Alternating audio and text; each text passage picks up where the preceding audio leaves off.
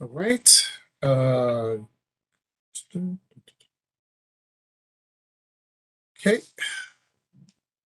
Mr. Bonds, are we on the record? Yes, we're on the record. Great. Good evening, everybody. Well, it's 6:36, Thursday, July 22nd.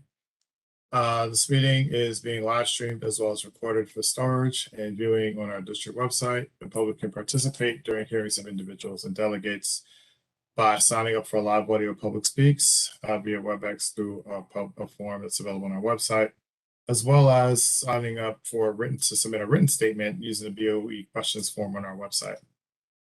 Adequate written notice of this meeting of the South Orange Maplewood Board of Education has been sent to both townships and village clerks, the Star Ledger, News Record, tapintosomba.net, and thevillagegreen.com. Please rise for the Pledge of Allegiance. I pledge allegiance to the flag of the United States of America and to the republic for which it stands, one nation, under God, indivisible, with liberty and justice for all.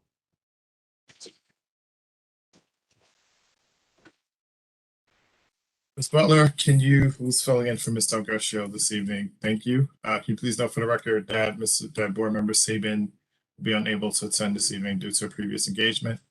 And with that, may you please call the roll? Okay. Board Member Bergen. Here. Board Member Cuddle. Here. Board President Joshua. Here. Board Member Manny. Here. Board Member Malaspina. Here. All right, Board Member Sabin is not here. Board Member Siders. Here. Board Member Winkfield. Here. Board Member Wright.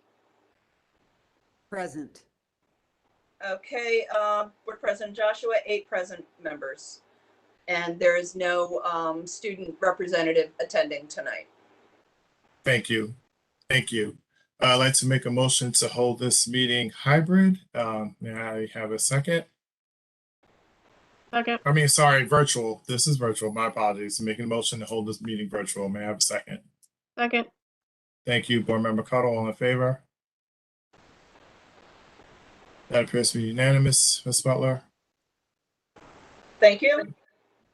Now at the time for our first public speaks. Let me read the board statement first. School board meeting is a business meeting in public, not a meeting with the public. Oftentimes it may appear to members of our audience that the Board of Education takes action with very little comment and in many cases a unanimous vote. Before a matter is placed on the agenda at a public meeting, the administration has thoroughly reviewed the matter with the superintendent. If the superintendent is satisfied that the matter is ready to be presented to the board, it's referred to the appropriate board committee. Members of the board committee work with administration and superintendent to ensure members fully understand the matter. After the committee discusses the meeting, it is shared with other board members for consideration, and only then is it placed on the agenda for a board discussion and action at a public meeting. As I was about to say, we are now at time for hearings of individuals as delegates, also known as public speaks. This is an opportunity for you to share your concerns about an item on the agenda, but it's not a time for dialogue with the board. The board requests that you state your name and the town of your residence for the record. We will then set the time to 3 minutes for each speaker, and we ask that you respect that time limit. We must cut you off so it does not appear as if we are giving anyone an advantage to share their views over another individual. Speakers have the full protection of free speech during public speaks. However, this form does not protect you from the subject of your free speech pursuing libel or slander charges. Finally, the board recommends that all members of our community pursue the chain of command. Okay, Mr. Bonds, I'm looking and I'm going to go first to our audio comment sign up. And I don't see any names signed up to speak. So we'll now move on to our written submissions. And I don't see any written submissions there either. So that concludes our first public speaks. We're now going to move on to the retreat portion of our meeting with NJSBA. I'd like to make a motion to take a brief 5-minute recess in order for us to get onto the Google Meet where we will be participating in the board retreat this evening. May I have a second? Second. Thank you, Board Member Cuddle. All in favor? Aye. Aye. All right. The board is officially in 5-minute recess, and we'll see you all in the Google Meet, which will be streamed via this WebEx and on YouTube as well. Thank you, and see you in a few minutes. Thank you. Thank you.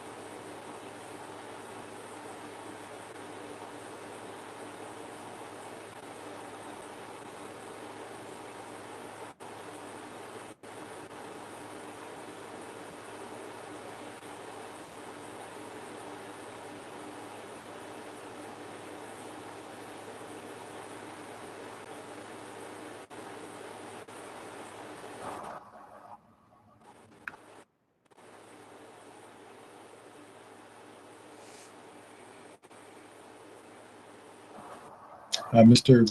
Honey, can you mute your mic for a second? Let me see if I'm hearing feedback from your mic.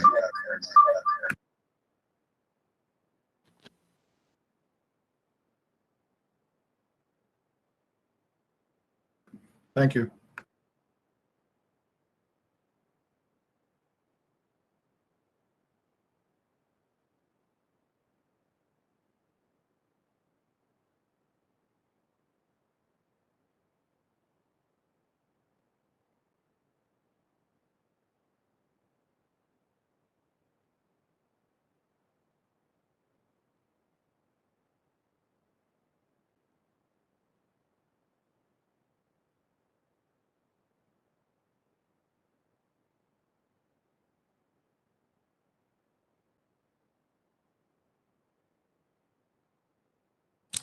All right, board member Bergen is having a little bit of technical issues, so give her a couple minutes, and we're actually right on to the 6:25.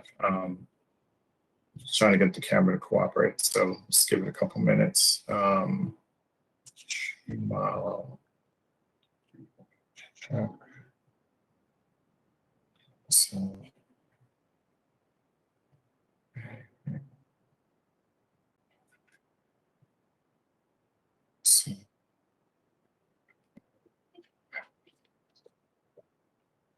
let's Aaron, Anna Marie, Courtney, Shannon, me, Susan.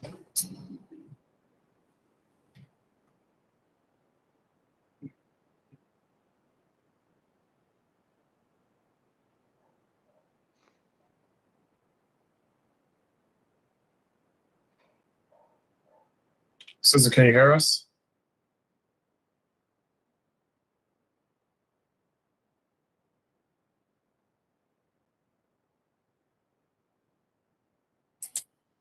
All right. Joanne, I have to make a motion to, I guess, announce that we're back in session, do roll call before we move forward, right? Just want to confirm. Okay. So we'll wait we'll wait for Ms. Bergen, Board Member Bergen to rejoin us.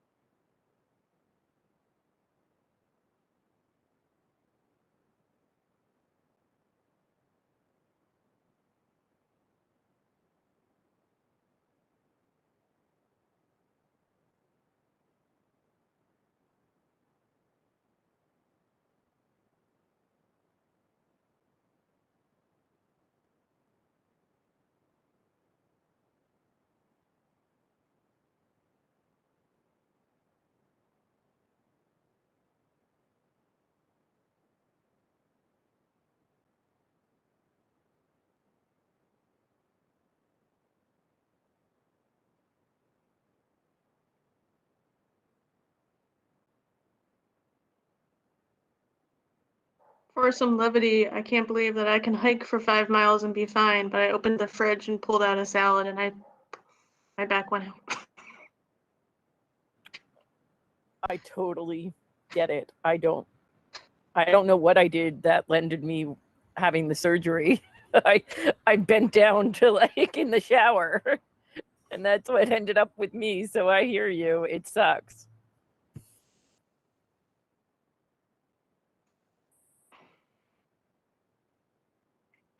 Feel better.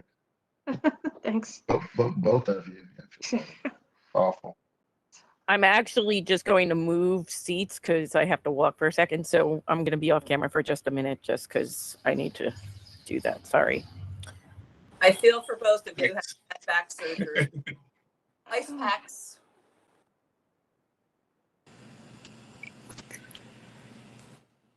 Hi, I'm on my phone again. So I might need to turn the camera off when I need to reposition it or charge it or something, but I'm going to do the best I can here. I'm sorry. Hello, Charlene. Hello, Ray. How are you? Yes, welcome to our Very good, distinguished guest. Joanna. How are you? I'm well, thank you. Okay. All right. I think, Ms. Butler, I think we're all here now, so if you just make a motion, I believe we're back to resume our public meeting. Ms. Butler, can you take the roll? Board Member Wright, Ooh. Present. Board Member Winkfield, Here. Board Member Siders, Here. Board Member Saban is not present. Board Member Malaspina, Here. Board Member Manny, Here. Board President Joshua, Here. Board Member Cuddle, Here. Board Member Bergen. Here. Thank you. Thank you, everybody. And again, welcome to our, Mr. Bonds, just want to confirm we are still up on the WebEx. Confirmed, we're on WebEx still. Thank you, much appreciated. And thanks again for technology pushing to make this happen for us this evening. I think the way this is going to work best if we turn it over to, I know it has a presentation for us to review the results of our board self-evaluation. And then Mr. Penny will be here until approximately 8 p.m. to help us answer any questions that come up. And with that, I will give the floor to Ms. Peterson. Now, will you be able to see us if we have questions, or do you need someone else to sort of help facilitate that piece?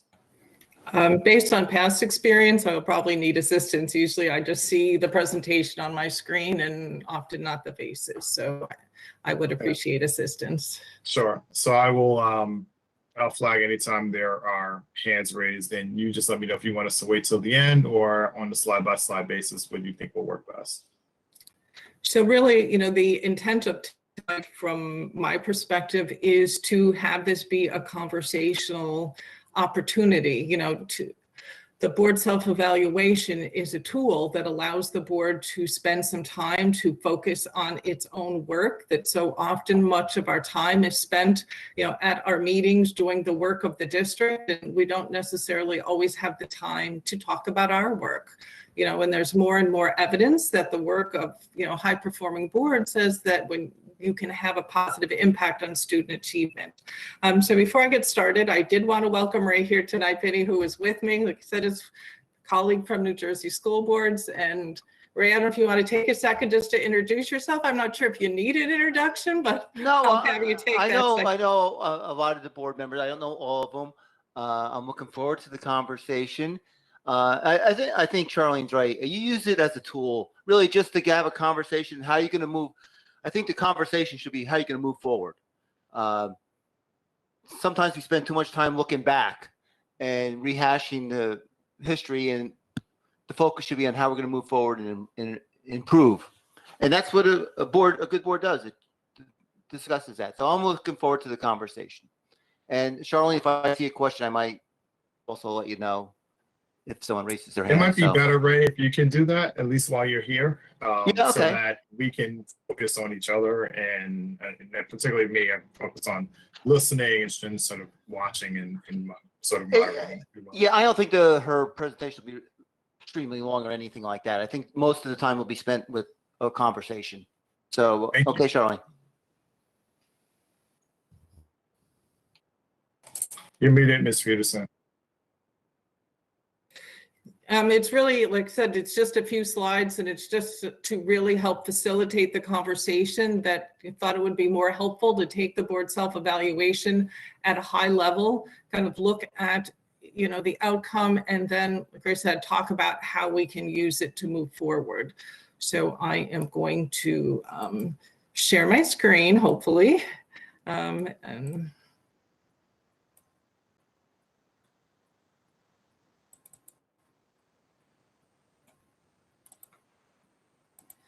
okay, can everyone see that? Yes. Yes. Okay, so this is us tonight, right? This is what a board retreat could look like. So we just have to use our imagination, right? That this is us sitting out there. So like I said, our intent tonight is to review the board self-evaluation from the perspective of looking at ways that we can identify to move forward.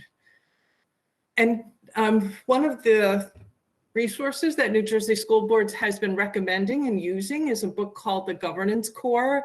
And I have used this to kick off a couple retreats that helps us kind of understand that need for us to work together as a team and to move forward. So recognizing that sometimes it is difficult, or we may think it's difficult to find common ground, but it is important that we take the time to work together and forge professional, respectful relationships. And from this perspective of that the responsibility of governance is so profound that there is no acceptable alternative. So I hope that each of you will take that into consideration, consider the value and the importance of your role as a team. And we say that, if we hold the rest of the district accountable for helping advance student achievement, and recognizing that if we can make a difference by working together as a team, that we should consider ourselves to be responsible to do that as well, that our students deserve that. And like they said, there's no acceptable alternative. So this is the board self-evaluation. Just like I said, a high level across the 9 standards, but just wanted to point out some things. So all 8 members completed it. The board self-evaluation is based on a 4.0 scale. And typically we will say that for those areas under a 3.0 are areas that should deserve some more of the board's attention. Well, if you look at the board score in the middle for this year, you will see that every area, right, is under a 3.0. And also showed you what last year's scores were. And then we also will look at, there's two parts to the Board of Self-Evaluation, how you scored the board, and then for each area, how you scored yourself as a member. And again, ideally, as we would look at this, we would hope that working together as a board team, that the score of the board, that there should be synergy in us working together, and that we should be able to accomplish more as a team than any one of us can do individually. So, we'll see that, we'll look at a chart in just a minute that will help summarize this, but you can see for the most part that that's not the case. So the two areas that the board scored itself the lowest was in planning. The board gave itself its overall score of a 1.7. And also in board performance. There, again, the board gave itself an overall score of 1.7. And then interestingly, if you look at the left column of the member score, that is the highest area that the board members scored themselves with a 3.3. So where you said the board does the lowest, it's where the individuals said that they do the best. And can say that that's not that unusual, and that typically when that happens, it's here in this area of board performance, basically saying it's not me, it's all these other, all the other board members, right? So just, something for us to think about as we go through this. And then the highest area that the board scored itself was a 2.4 in board and staff relationships. And then wanted to kind of also let you see the overall average from last year. So like I said, this year's overall board average was a 2.1. Last year, it was a 2.3. And then also showed you in 2019, it was a 2.6. So you can see that we're heading in a direction that we would prefer, that if we consider this to be a tool to help us improve our work, that ideally these scores would be going in the other direction. So again, just kind of, indicators to us that we do have some work that we need to do as a board team. So just the fact that you've all taken the time to fill out the board self-evaluation and to be here tonight, is a great step in the right direction. I tell boards, the board self-evaluation used to be required about 5 or 6 years ago by the state as part of CUSAC. And then when they relaxed some requirements, this is one of those requirements they relaxed. So we say that boards that continue to do this, do it because of, the opportunity for tonight to look at your own work. That's one of those characteristics of high performing boards, is that you take the time to reflect on your own work and use that reflection to help improve your work. So it's hope then that we will use tonight to be the start of that work.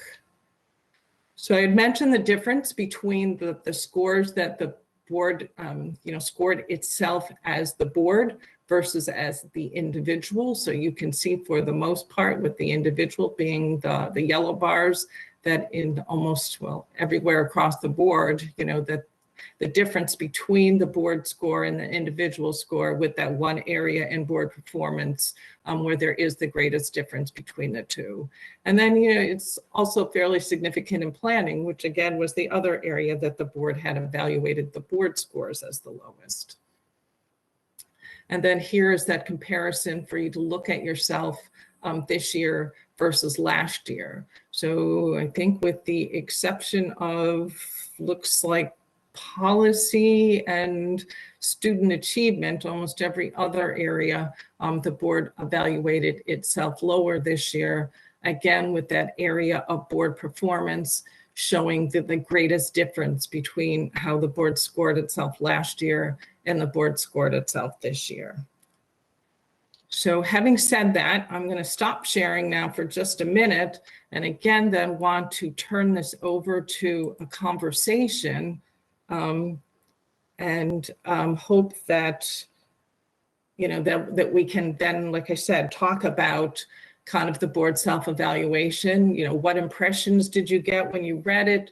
Did you felt like the board, did you feel like it accurately reflected the work that's going on in the board? How did it make you feel looking at things like this about your board? So just kind of wanted to, have that conversation.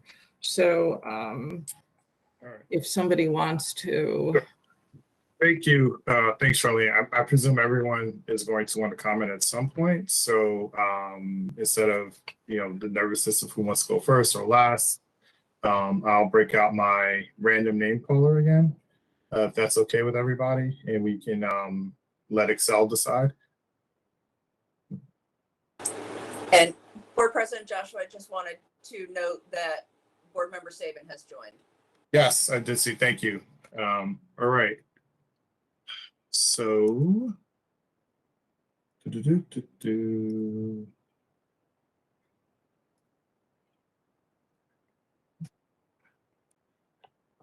Erin. Hi. I felt the results were kind of in line with what I anticipated. That individually, I think we are effective, but when we come together, that's where things seem to fall apart. And I'm not sure how we can not necessarily come to consensus, but at least be able to respect each other's opinions and accept it and understand that we're not all going to agree, but that doesn't change the work that we need to do. We don't seem to do that as a board.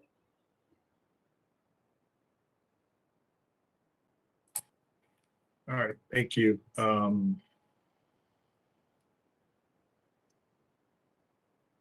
Marie.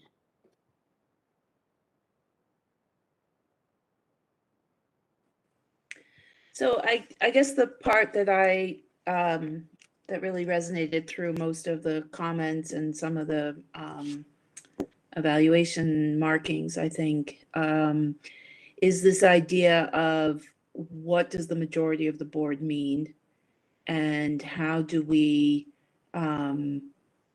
use that term to move the work forward, and what does it mean for people who don't agree with a particular majority on a particular path. And I think that really needs to be discussed, because I think we all have a different opinion about what the majority means. All right. Quick question, Charlene. Do you want to delve deep on these things, or just listen to everyone first and then start sort of? Okay. All right. I'm taking notes. Yeah. So Okay. then we'll just hear everyone and then go back.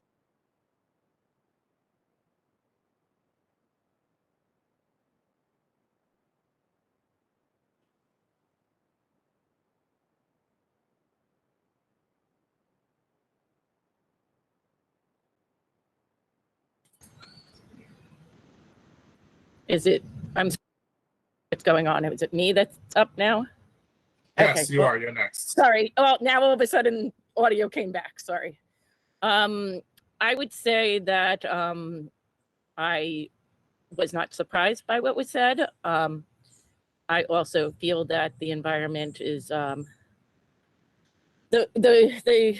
Anne Marie just made the point about the majority and respecting the majority, and when the majority tells the other members that well, we don't really care what you say because your vote, we don't need your vote. We already have the votes, which has been said to me and to other board members. I think it makes it hard for us to come to a consensus and feel like we can feel respected when that is the vibe and the energy that is coming towards us, is that we're being told that it doesn't really matter because we have the votes, what you think. And so when something like that happens, it makes it hard for consensus to occur. And I don't know how you move past something like that.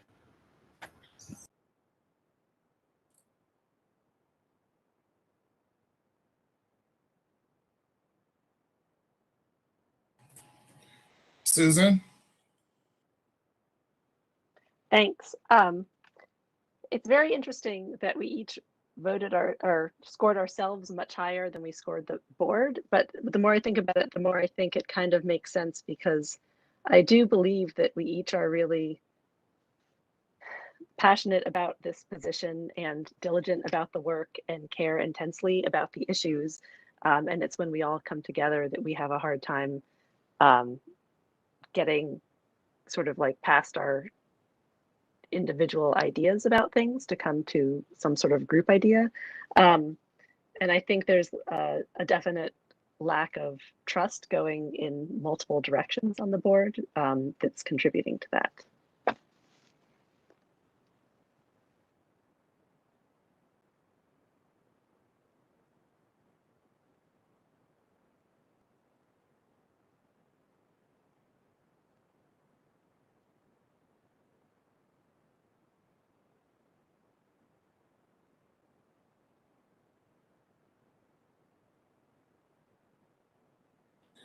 All right, thank you, Susan. Next is coordinated to me. I think the takeaway from the overall scores probably wasn't as surprising. I do, I don't want to echo, a lot of my thoughts have already been said, so I'll focus on things I haven't quite heard yet, which was, I don't know how much of it is, the fact with, there's been, these aren't the same 9 people who filled it out last year, but, the results in some of these are either online and in line with last year's results, even though there's, and overall there's been a decrease in some areas. There was a market decrease from 2020 to 2021. I think what was more surprising for me was some of the language used in the comments to support the rankings. And I know that's not part of your slides, and that's fine, but all board members have received a copy of it. So that was the most surprising for me. And we've heard about trust, and we've heard about we've heard things about not feeling respected, and that definitely showed in the supportive comments. So I'd like to have further discussion about that this evening if possible. Yeah. Courtney. Yeah, I mean, I don't have a ton to add other than what many of my colleagues have shared. I would say, the theme that really stuck out for me was about trust. I think not just sort of trust. I think part of the issue is like trusting that we hold collectively good intentions, that we assume the best about one another when we show up to a conversation and share our perspective, but also trust in somewhat like of a literal way. There is a theme throughout the comments about trusting in confidentiality and trusting that conversations that we have that are, of a sensitive nature, whether through writing or through executive session, remain private, which certainly hampers our ability, I think, to be able to communicate honestly and openly. And, I think an important issue to unpack is this idea, I think, that Anne Marie originally shared, and then Alyssa, you followed up on around the majority. And I think, sometimes it feels like we are so far apart on issues, and in particular, it doesn't feel as if the dissent is often voiced in a way that feels solution oriented. And that can feel very hard to find common ground in. Thank you. Shannon, and then obviously then Chris.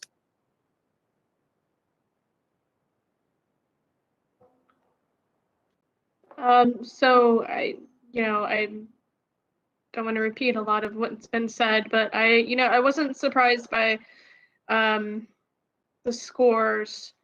I come from a position where I believe that all of us are here in good faith, with good intention, putting students first, with passion and purpose. That's why we chose to do this volunteer role. That's why we chose to stand up and be a part of a collective voice for change. And so one of the things that came from me was, aside from the other comments that have been said, were perhaps finding that common thread, right? So most of the time, there's a lot of conversations that we have where I believe that we have a common thread, we have a common foundation, but perhaps we haven't had the cohesion in the space to be able to come together to hear from each other in a way that's open-ended, to be able to come together, to be able to be wanting to be open-minded and listen, and also be forward-thinking and not be proactive to help collectively together find the solutions for us to move forward. And I think that in our hearts of hearts, I believe all of us, that's our prime directive. But the path forward and the way that we can do that, we can have that experience to be open to listen and to also being able to come together, is something that I think continues to resonate across the evaluation. Thank you. And then Chris, obviously with the caveat that you weren't on the board when this was completed, but yet you do have a copy. I just wanted to get your take on it, since you're looking at this with a bit of a different perspective than the rest of us. Yeah, thank you. Yep, you said a lot of what I was getting ready to say. I did not fill this one out, and I will not fill out next year's evaluation. My time is short. You guys have committed yourselves for the last 3 years of your time on the school board to work as a collective. And it's, from my standpoint, when I was on the board 3 years ago, one of the things that we had, which everybody is working towards now, which was getting the bonding together for our buildings. And there were a couple of other things that we were fighting to do. And ideally, if we could identify as a group, just to commit to doing one thing for the rest of this year and get it done. Because I think everybody on this that's here right now would agree that our curriculum is something that we need to have. And I've heard it from not just people on the board, but people outside. There's the honest God and bringing that forward. That is something that if we could do that, we would be able to move ourselves forward, move ourselves in a direction that we all could be very proud of what we could accomplish as a community. And so instead of finding differences, I think if we could all find a place where we could agree and just work together and say, that's what we're going to do, and let the superintendent or mandate that we get something done. And that's something that I think we have the ability to do. And we have talent here that can help drive that. But we consistently will try to put other things out on the table. And if we can find just one thing, and that's, I'm suggesting that is the one thing. And I apologize because I'm not going to be able to be in this conversation. I'm only here until 8 o'clock, or excuse me, 7:55. But I want to make sure that I just shared that. All right, thank you. And then lastly, Ms. Wright. Thank you. I appreciate everybody's comments, because I think we probably are on the same page more so than we think that we are. But what I find is that we are a completely dysfunctional board. Not only are we dysfunctional, we are a rogue board. And we need to own up to that. I'm a coach, and so I look for solutions, and I go out and look. And I've been looking at other school districts who are faring very well, such as East Windsor. I've been looking at other board meetings, other leadership. Maybe Mr. Penny or Charlene can come in and tell us about some of these districts that are functioning, really high functioning districts that are doing really well. But what we need to do for us, as far as I'm concerned, is, you know, just because you don't always offer a solution doesn't mean that the view is wrong. I think what needs to happen for us at this point is that we need to understand the role and the responsibilities of a board member. We need to understand the role and responsibility of the president. And I think because we've been in this pandemic and we haven't been able to get down to Atlantic City to learn the kinds of things that we need to do and that we ought to be a part of and how we ought to be doing things. Instead, we're doing things in silos. And when you operate in silos, you will never, ever move on. I've been sitting here watching this dysfunction, being a part of the dysfunction. And we have to call it like it is and come out of this mess a lot better than we came into it. And the other thing is we need to understand that when we're about to vote on things, we need to know about it before we vote about it. We can't bring things forward and say, okay, now we're going to vote on it. And nobody's been afforded the opportunity to really sit down, think about it, mull it over, and then come back with something that we have. And the other thing is we're lacking integrity and work ethic. We're not doing the things that we ought to be doing, and we're holding no one, including ourselves, accountable for what's going on. And we owe a whole lot more to our students, to our residents, our taxpayers. What we are giving them is not what they deserve. And that's including myself. We can all do a lot better. And we need to do a lot better. And again, this dysfunction, we're hanging on and we're sinking.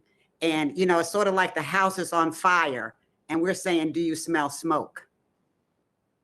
And I'll have some more things to say, but I'll just cut it at that point. Thank you. All right, so at this point, Charlene, if you already want to sort of lead us through, I guess, what you heard and what's next, and we'll all listen if you want to moderate, if you will, for the next. Until you're done, essentially, and just let us know. Thank you. Sure. Just wanted to thank all of you for, you know, for your insights, for your honest feedback. And, you know, I think that it's important that everyone recognizes or is interested in wanting to, you know, continue wanting to get better and wanting to improve in this work and wanting to work together as a team. And I'm not going to click back to the PowerPoint, but the next slide I was going to show you basically says that, you know, that governance is essentially a choice. That, you know, it's saying that you don't get to pick who your, you know, who your fellow board members are. Said you may not like them. You may have run against them in heated campaigns. But once you get on this side of the board table, you are one board team. You work the way you help students is you do it as a team. The way you make a difference is you do it as a team. So you have to, you know, said as a board, you essentially have a fork in the road and you can make a conscious choice. Do you want to govern as individuals going in different directions, or do you want to govern as a team that is all motivated to, you know, to come together in that common, you know, I think it was mentioned that you need a common thing to kind of gather around. And a lot of you have said, you know, that common thing, you know, that you're all here for the right reason, for the kids, for student achievement, for advancing student achievement, for what's in the best interest of your students. So what work will enable you to do that and enable you to come together around that work? Ray, I don't know if you have anything you want to add to that before we... Yeah, you know, you guys were probably reading this and saying, could guess who wrote what. I don't have that luxury, so or that insight. So I'm just looking at this completely from afar a little bit. I do think I think Susan said it. You're all passionate, And when you're passionate about something, it's hard to compromise. It's hard to have those differences. So that's a hard thing to do. So I think you're going to have to create a system here of communicating with each other in a very nice way. You know, how do you disagree with someone but not be disagreeable?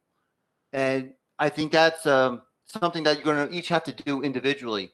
I looked at that where I think one of the goals that you should always have as a board is look at yourself too and say, okay, this is what we're going to do. What am I going to do to help foster a teamwork among ourselves? How am I going to say something even if I disagree with someone to get my point across? So I think those are some of the things. I think Chris hit on one good thing. Maybe if you start trying to find something that you can all agree on and work towards, at least start with that. Don't start with the things that you know you're going to disagree with and then go to something you agree with, because it starts to get personal after a while. And that's the other thing. If it becomes personal, it's hard to do governance because you're making decisions on personalities. So, and you shouldn't be making decisions on personalities. I disagree with this just because someone said it, board member A said it, so now I'm going to go the opposite way. So you have to find those ways to come together to build trust with each other. I do think you guys can do it though, because you are passionate. You do want to improve the education for your kids. So that were just a couple of the things that I saw from the outside. And trust is an issue. Look, for me, if I lose trust, it's twice as hard to get it back. You know, and I think that's true for all of us. You know, once you lose trust. So I think that should be something that you should be looking at, is how can we build our trust up with each other? And I think that's how you're going to have to decide how you're going to communicate with each other at the board meetings and maybe at events and everything of that sort.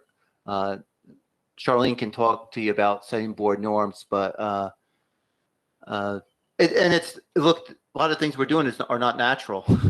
It's not natural to, you know, put 7, 9 people together with different backgrounds to try to come up with a major role is improving the education. So let's hope that we can start moving in that direction. I think we will, because I could sense the passion that all of you had just in your opening remarks.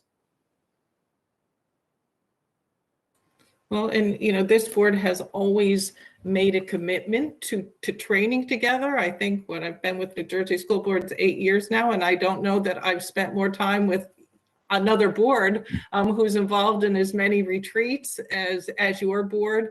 And I know at times you've challenged me to come up with ideas and topics and, you know, things that your board was focused on. And so you are always committed to the work, committed to putting the time in. So now we have to figure out how to use this in a way that is effective. You know, we always say that the standard we should set for ourselves as a board is, you know, modeling behavior for our students. And as we look at the way we're conducting ourselves at our board meetings, as we look at the way that we're treating one another, always asking ourselves the question, is this the model that we would like to be for our students? And, you know, one of the things we always say too about the board meetings is that that is your community's first impression about how your district is run. So if your board meetings are run dysfunctionally, then that is the impression that the public has about the way your district is being run. So recognizing that you have that responsibility to demonstrate that you are able to do your work and conduct your work in a professional and a respectful way that would make your students proud of the way that you are conducting your work. You know, that's a standard that you need to think about and hold yourself to. So the question is, you know, how do we get ourselves there? You know, Ray had mentioned trust, and all of you, many of you have talked about trust when, you know, as we were going through our comments, and, you know, a lot of it is, you know, I feel like we almost have to start taking baby steps, right? That trust comes in action. We have to agree on some actions, and then I need to trust you. We are going to build trust by all of us following through on what it is that we have agreed upon. so that then is that first step toward building trust. So I know Chris had said one thing. Maybe I was overly optimistic, thinking we were going to get to 3 by the end of this. 3 things we might agree on that we can set some actions for, come to an agreement on. But that's going to be our first step of saying, what are those couple things that we think are the most important things that can help us come together as a team? Like, what is it that's tearing us down that we need to stop doing so that we can move forward? Yeah, I see Anne Marie has your hand raised, right? So jump it. Yeah, thank you, Charlene. I don't want to interrupt, but I think looking back on that experience, Chris, that was a 2-year effort to build, like, we had very clear objective, we had very clear timelines, and we had the need to, build those bridges with the community, to get us to that point, right? So, when you look at the poor marks on planning, I think as we've gotten more robust, and then, the flip side is, what did we not do during that time that we were just trying to get money to pay for the bond, right? So, really having clear goals, district goals that we can all agree on, and then really having ownership about the timelines and what our role is in making sure that that work is getting done might be a way to look at that.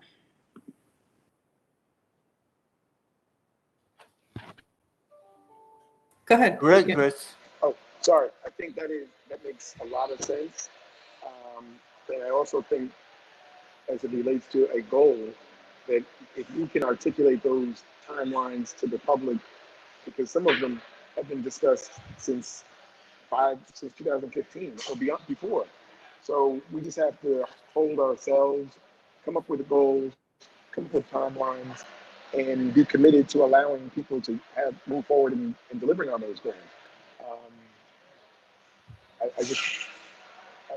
I don't want to say the same thing over and over, but if everybody is committed to that, I think everybody can walk away after they've served and feel like they've accomplished something. Otherwise, we're just going to keep, as a individuals and as a collective, just pushing, making dust instead of moving something forward.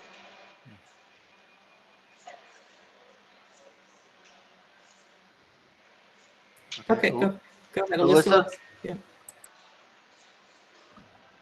I agree with the idea of trying to find some common goals. And I think that is a good first step. The history has been, though, that we have been lacking in finding the communication necessary to collaborate together. A lot of the times stuff has been dictated to us, and I'd love to find a way for that to stop happening and for us to really work together and collaborate. I mean, when we I think probably the best meeting we had was one where we were talking about the superintendent's evaluation, where we were all collaborative, and it was a collaborative nature, and we were laughing and joking and getting along. And there was, but what has been happening is that a lot of stuff is sort of told to us and not really collaborated on. And I am concerned because the word I'm not hearing is collaborative. And I think that's a big word we have to work on. I'm going to jump back Hold on, in. Chris. I want to get others involved before I come back to you. Just want to, I guess. I'm only jumping in because I'm jumping out in a few minutes. Right. I Okay. just wanted to say, I'm sorry to jump in. Go ahead. To jump in, but I think that some of the things that I'm hearing go back before this board, when I was on the board, and some of that it's the function of being the president or being the leadership, and leadership needs to learn how to lead bunch of other people who are also leaders, which is a tough thing to do.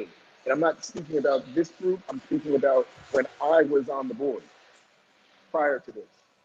And it is a challenge for people to corral everybody and get everybody to inform each other and get everybody to agree just to have a meal together. And what are we going to eat? And where are we going to go? If we can find, so when I say one thing, I'm really sometimes breaking it down to as simple as that.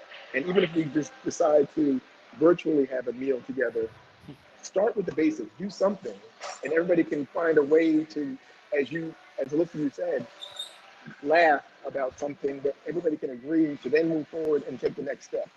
I found that with the board members who we were discussing, I ran against, and we agreed on very little before we got on the board. But by the end, we were agreeing on many things and were able to come to serious agreements on things that help the district. So, I mean, it's not about one person. It's about everybody working and leading, trying to work together. So I can't put this all on one person. We have to work and communicate with each other. So I'm gonna mute myself again. Anybody else? Yeah, I'll add, listen, we can sit here and we can have this conversation like this, for the next hour or two, and we have gone absolutely no place. We need additional focus and training. I'm telling you what we need. We need to understand what our objectives are for this retreat. This retreat is very, very important. And I think we're going to need a retreat after the retreat after the retreat. That's how much trouble we're in. And I think that unless we jump on it and we do the things that are necessary, it's gonna be bad. So I think that, clarifying and defining the role and responsibility of board members, that's what we need to hear from you, Mr. Penny. That's what we need to hear from you, Ms. Peterson.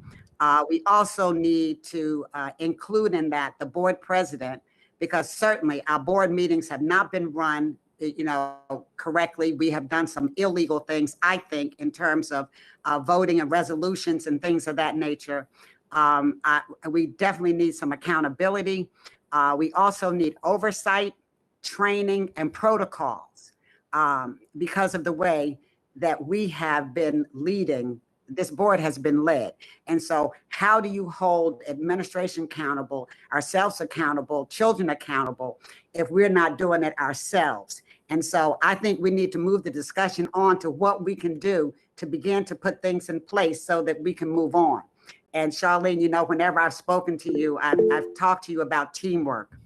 That's my basis. That's my background. I'm an award-winning coach, and I know how to put teams together. I know how to win with people. I know how to put people together who don't get along. This group is something else. It's altogether different. So we're coming from all different places, probably wanting the same kinds of things. But until we begin to put children first and what really counts for them, and we begin to look at the equity, and we begin to look at things that we ought to be looking at and voting on fairly and succinctly, we're still spinning our wheels, and the children are still where they are, failing. They're failing. And it's because of us and how we vote and what we bring to the surface here.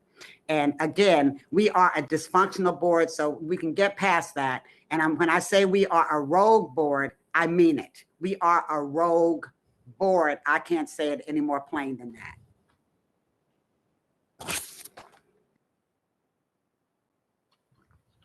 Okay, thank you. Shannon, I see you have your hand up.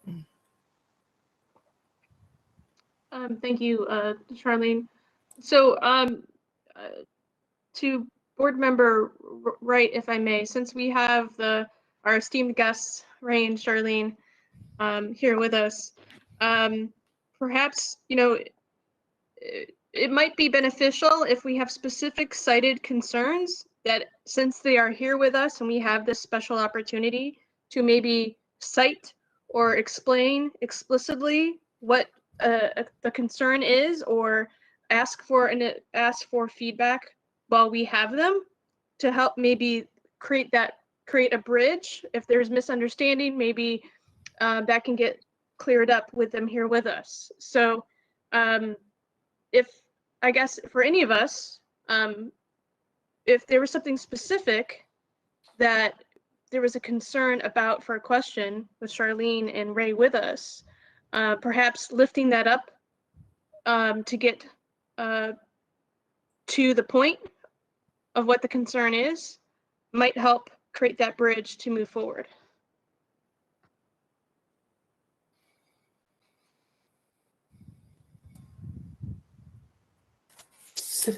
So there was conversation, I guess, about the board majority and what that means. So I think, Anne Marie, that was what you brought up, right? So I don't know if you want to elaborate a little bit more, or kind of help us understand, what a little more about what the board is looking for there. Sure. So some of this historically, and I know we want to look forward, but I do think I should share this with board members, is when I first got on the board, we had a superintendent whose skill set did not match the needs of the district. And it took several board members to come to that realization, bringing in other board members to try to build that knowledge base, having some more seasoned board members saying you have to give people time to grow and all that, so during that time there were significant shifts in the way we were doing work at the school, in the school district, collapsing levels, rewriting some of the curriculum, hiring some consultants to do cultural anti-bias training and all of these things. And there were many on the board that wanted to make sure that the community still had faith in where the district was going, even though many board members did not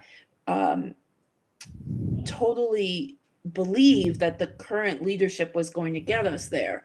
And so during that time, there had to be a lot of conversations among people to say, here comes a resolution that we're all voting on, and we don't know who got what information in committee meetings. Which way are you leaning, so that we can feed it up and try to figure out, like, what are we going to say about this resolution? And if there were enough people that were anxious about, or the lack of information, we could convince the superintendent to pull the resolution. Or if it was, going to be a majority, it wasn't that the minority wasn't being listened to. It was just really trying to make sure that the community thought we were at least shepherding the district through this very, very difficult time. So I don't know if that's the right way to have done it back then. I don't know if we should have gone out and had, drag out disagreements with the superintendent in public, if we should have been hashing out every resolution during the board meeting. I don't know, but I know specifically that there were many times where I was tasked with calling board members and just getting a feel for which way are you going, what's happening, and how much effort do we have to put into making sure that this resolution, was good for our, that most board members felt was good for our students, good for our district, and we could get it passed in the public. So I don't know if that's the right way to do it, Charlene. It's a very difficult time when you come to find out your superintendent, doesn't have the skill set and doesn't have the, the desire to,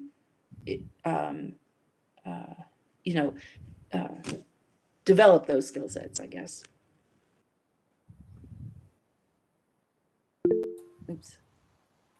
And then what is our role when we're trying to build confidence in our school district, but knowing that we still have a much different view of where we're going? I think that also comes into play. we're making these decisions.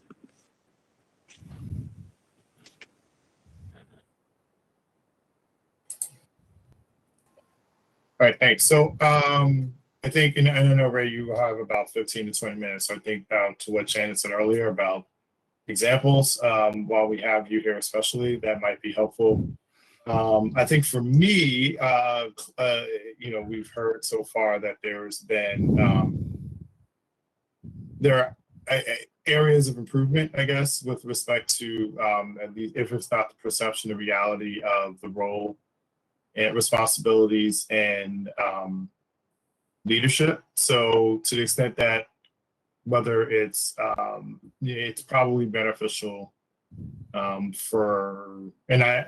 it's probably best beneficial for examples of instances of areas of concern folks have with the board president and leadership as a whole, so that we can lift those up and have those conversations while you're here. I suspect at the end we're gonna all commit, as Chris said, and Charlene reiterated about 3 things: committing to things. I'll tell you now, one of the things I'm doing is committing to, be better at this role. So to the extent that there are complaints or not complaints is the wrong word, I'm sorry. Concerns, issues, comments about leadership, particularly with respect to the board president. This was, I don't know if this is necessarily the right time, but since we don't have this penny for much longer, I do want to take advantage of that. I also think that you, in reading yourself about, I think Joanna said it. I think you all might have a little different perspective of what your role is as a board member. What is the role of the board member? I think Charlene can go over that with you. I think you probably know it, but I think you're in a difficult situation because I think you're a lot of strong-willed people here, and I think I haven't been there for the leadership, the board president leadership, so I don't know what the issues have been in that area. But I think that's also a lack of communication and trust. Not anything personal at that point. It's just that you guys, I think you question the motives of each other a little bit. So when you question people's motives as to why they're doing it, it's personal. And so we have to get beyond that. I don't know, Charlene, if you want to add anything to that. I think you're going to have to set a framework. Maybe if you have issues with some of the leadership, how do you express that to the leadership? Is it a private call and just say, look, I disagree with this? Do you bring it up at the board meeting? I think I think Johanna mentioned workshop. It's not just the training. You guys probably could have used an opportunity just to get to know each other as individuals, casually walking the floor, talking to each other, even having a cup of coffee together. Probably the pandemic doesn't help a lot of these things, trying to build a relationship virtually. Charlene, I know Alyssa wants to say something too, but I do want to say the other thing is, and I don't know the dynamics, but by reading it, it feels like the majority, there's a majority and a minority on every board or most boards. The minority feels they're not being listened to at all or respected, and the majority feels they are respecting the minority, and they're like, let's just move on. And that's the tension, is how do you move on? And I think the minority of the board, and I don't know who, I'm starting to sense some things now, but they feel they're going to be listened to. Now, also, if you're in the minority, sometimes you're not going to win all the wars. So, or any of them. So, I think Alyssa had her hand up first, right? Yes, Alyssa, Susan, Johanna. You're muted, Alyssa. You're muted. Sorry, I totally forgot to unmute myself. I said I will let Miss Wright go, or somebody else. I Well, can. then Susan's next. Okay. Thanks. I was just going to say, in addition to talking to us about the role of a board member, maybe you could also give us some more insight onto what the role of the executive committee is, so that we can understand what in other districts, what sorts of things are delegated to the executive committee and what the board as a whole deals with?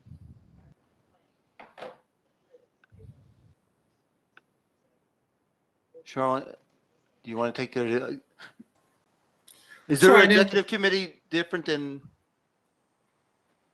I'm not sure what their executive committee is. I say, so most boards don't even have an executive committee. So when you were asking how yours is different, you have a unique, kind of governance structure of having 2 vice presidents. So again, that's something that I think there might only be 1 other district, maybe 2 other districts in the state that have a structure like that.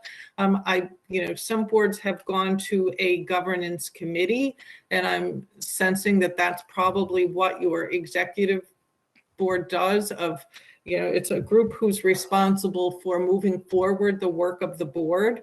I don't know if that's what I guess I would need to know what your executive board does as well, but, typically say in a governance committee, they make sure you're getting, the calendaring the work for the superintendent's evaluation, making sure you're getting your board self-evaluation done, making sure you have board goals and that you're staying on top of those goals, that you're orienting your new board members, that you have, planning professional development for the board. So, committees should be doing the work of the board and helping the board advance its work. That's essentially why we have committees, is to take our work, and break it into meaningful parts so that you can, do deeper dives on certain parts of it. So that's what I would expect or think then that your executive committee should be doing, is looking at the work of advancing the work of the board.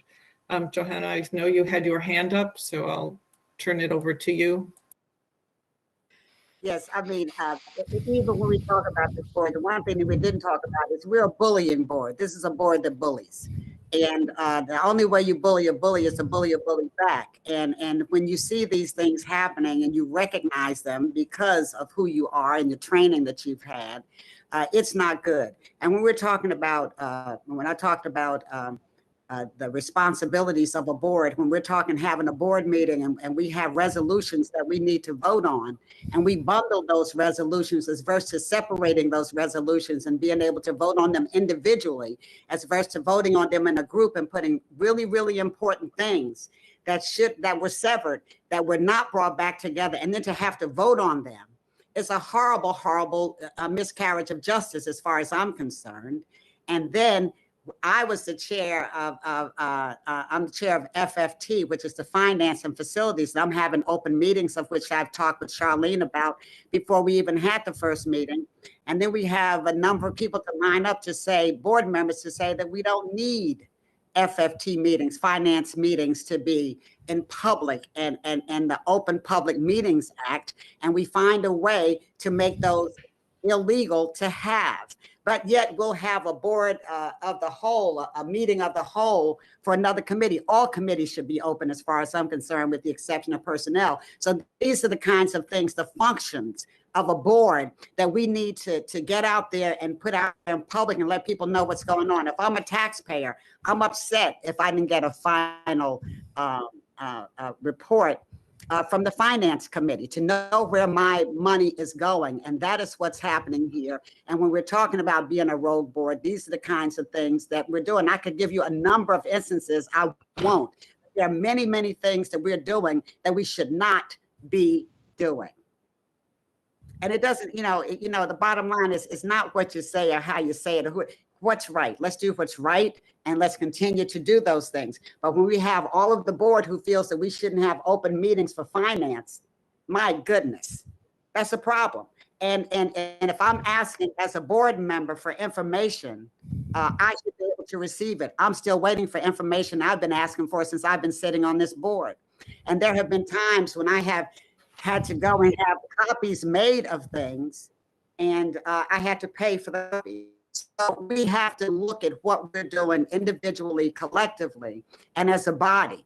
And if we're going to do the right things for our district, listen, this used to be one of the finest districts in the country, not alone, let alone the state. And we're not going to continue in that vein if we continue doing the same things that we're doing. You know, I retired as a school teacher in this district to run for the board to make sure that things were right. And we're calling on the New Jersey School Boards Association to sort of come in and sort of guide us, sort of like when you let your children grow up and they're going on, you sort of guiding them along the path. We need to be guided. We need to learn that, you know, while everybody has different opinions and things of that nature, just think about, is it good for the kids? If it's good for children, then we vote accordingly. If it's not good for kids, we vote accordingly. And I think the taxpayers and the children deserve a lot more. I mean, we have private schools opening up all over the place. We have people taking their kids out of school. We have to do better. Okay. Charlene, I'm gonna be going. I had it here. This is your bailiwick anyway, but good luck. And if you do have another retreat, I'll be with Charlene. I'm sorry. Okay. Thank you, Ray. Okay. Thank you, Ray. Really Okay. appreciate the time and for you to stop by this evening. We really do. Thank you. Okay. And I'm sure we'll be having another one and we will be in touch. Thank you very Okay. much. All right. Bye now.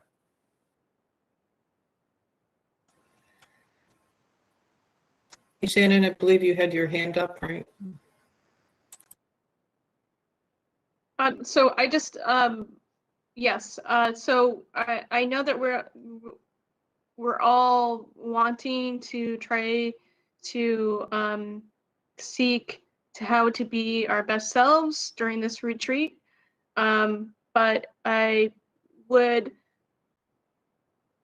challenge all of us in how we, the language that we use to move forward, if it really represents our best selves moving forward.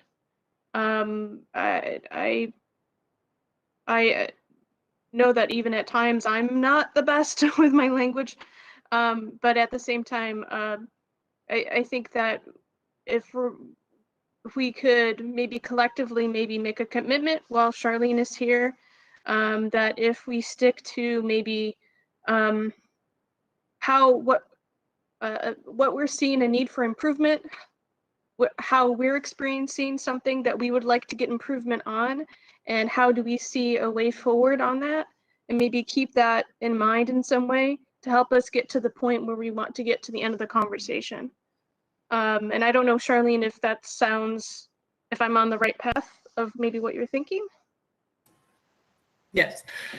You know, I think that, we've talked about a bunch of things, say we need to improve some things. So let's, kind of get started having the actual conversation. So, one of the things I guess that really struck me, Emery, when you were talking about that philosophy of, calling and seeing if you have enough votes and the confidence and people not feeling that collaboration is taking place, I feel like we need to adopt kind of a different philosophy about what the board meeting is supposed to look like and kind of what the mindset is that a board member is supposed to come to the board meeting with.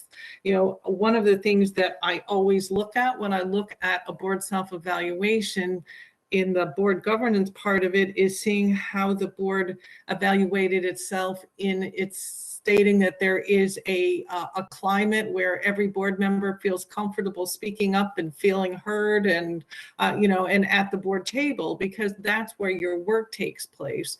So that, that is an area that the board evaluated itself lower. So I guess I want to just even kind of get back to that basic concept of saying that you can only be effective when you listen to each other. I should come to the board meeting with an open mind. I should come to the board meeting without my mind made up, because one of you could say something that will inspire me to look at this thing in a completely different way than how I first came to the meeting or was thinking that I was going to vote. What should be happening is that I should do my homework. I should come to the meeting prepared to have informed discussions at the board table. I should not come to the meeting with my mind made up already. I should come to the meeting prepared to be a contributor and have discussions. You know, one of the kind of the sayings that we have at New Jersey School Boards is that you always get your say, but you don't always get your way. So you can't respect that you don't get your way if you haven't had your say. So we need to make sure then that we are looking at the situations that are before us as board members, as the board table is where we do our work. We are all individuals. Each one of you has so many skills and so many talents. I need to learn from you. I need to hear from you. Before I make my decision, I need to know what you have to say. You know, you are tasked with such an important responsibility of making the best decision for the students. The only way you can do that is when you disagree and you each come with different ideas, so that we know that that coin was turned over to every side, so that by the time it's finally time for the board to take a vote, we now know that we have had an engaged and informed conversation, listened to different opinions, and then are now ready to make an informed vote based on this conversation. So I see President Joshua, you had your hand up, so I will turn it over to you. I just want to follow up on that. Can you elaborate the part about coming well-informed and having discussion? How much of that is committee versus public? Because sometimes, you know, the in-depth conversations do happen in committee. You know, the information is then disseminated via minutes and other conversations, so that a lot of times you're not so much showing up prepared. Not so much no one can change my mind, but I think that you're showing up with a decent understanding of what you're voting on that evening. And then obviously, yes, you may hear something that may sway you to at least either table it, or you know, we just had that at our Monday meeting. We got some information that, you know, we decided to table it instead of pushing forward. Or, you know, you may change someone may change their mind based on information that gets presented. So I'm just curious about at what point do you, and I don't want to say it's too late, because I guess theoretically it's never too late, but I feel like, you know, when you're working on something that's relatively weighty, an objection on a Friday for a Monday meeting gives folks time to digest it. Whereas, you know, an objection, you know, within a half hour of the vote doesn't always give folks that time. So can you just elaborate on when you say that piece? I just wanted to, can you just dig a little deeper for us? I think will help all of us. Sure. So, you know, if we think about the function of the committee, you know, it was mentioned that you could all meet together, you could all do the work together in public, but recognizing all the work that you have to do as a group, you've decided that the most effective way that you can do your work, or, you know, have your work done, is to work through standing committees and have the committees do, as you suggested, do those deep dives. So essentially, as a board, you have tasked the committees to do the work on your behalf.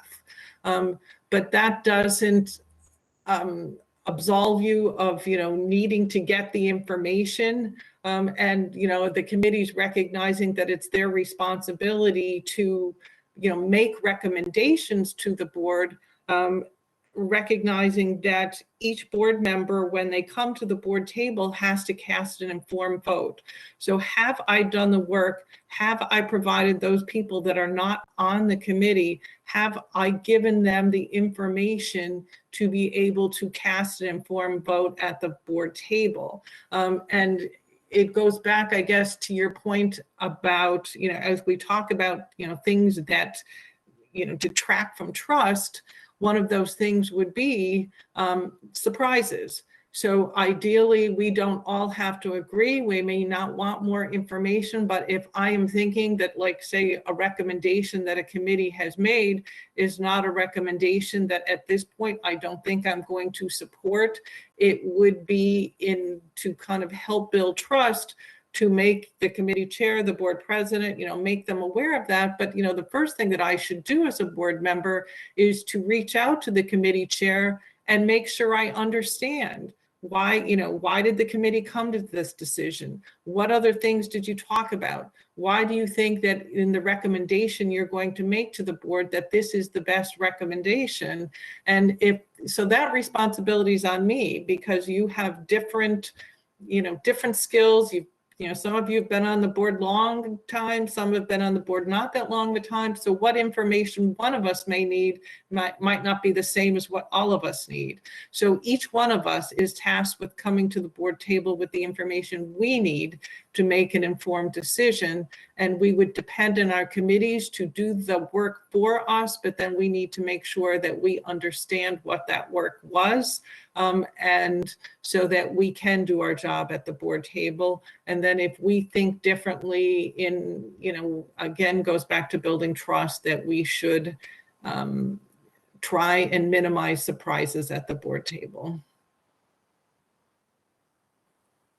Thank you. One other piece we talked about, I heard it earlier, I believe it was Alyssa who talked about one of our best meetings being a exec session where we were discussing the superintendent's evaluation and, congeniality and laughing and et cetera, et cetera. I guess for me, I think I wholeheartedly agree with that, by the way, and I think most of us do, that was one of our better meetings. I would also say that our June and July, our last two public meetings have been, relatively smooth.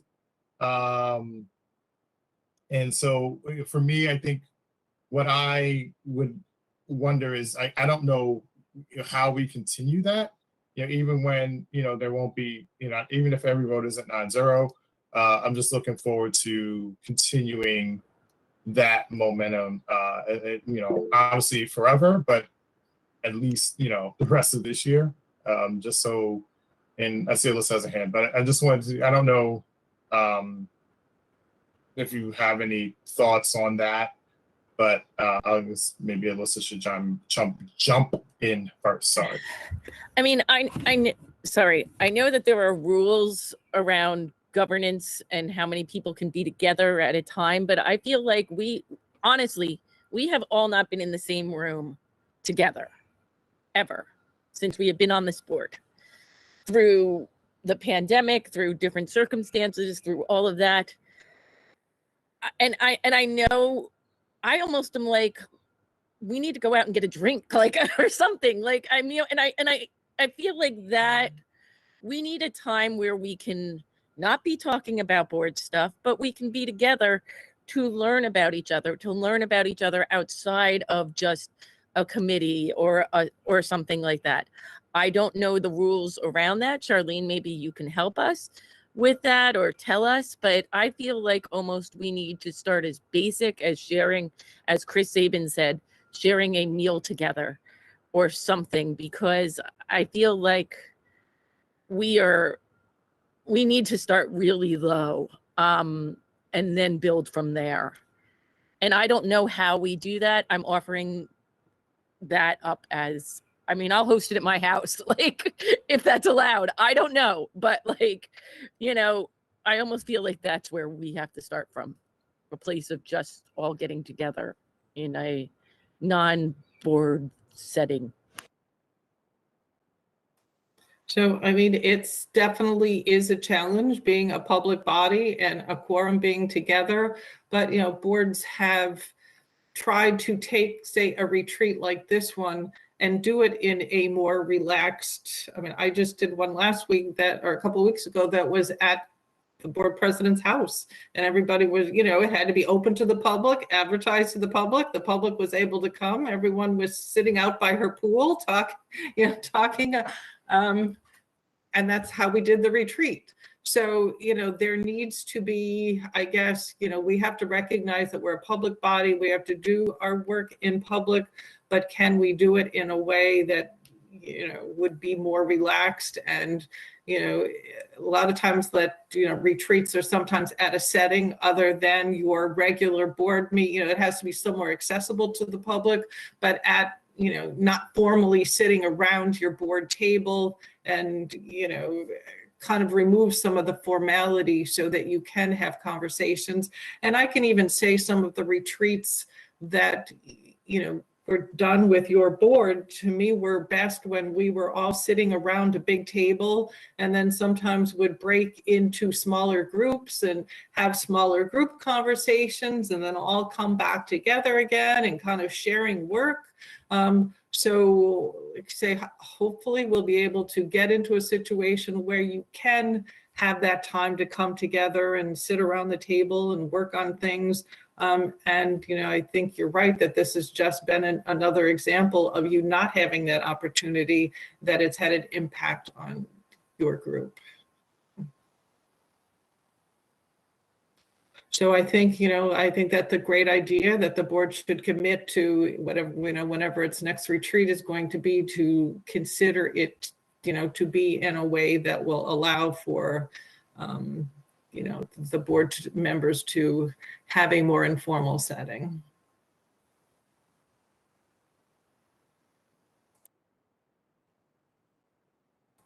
Thank you. One of the things you talked about, I know something we've heard about is communication.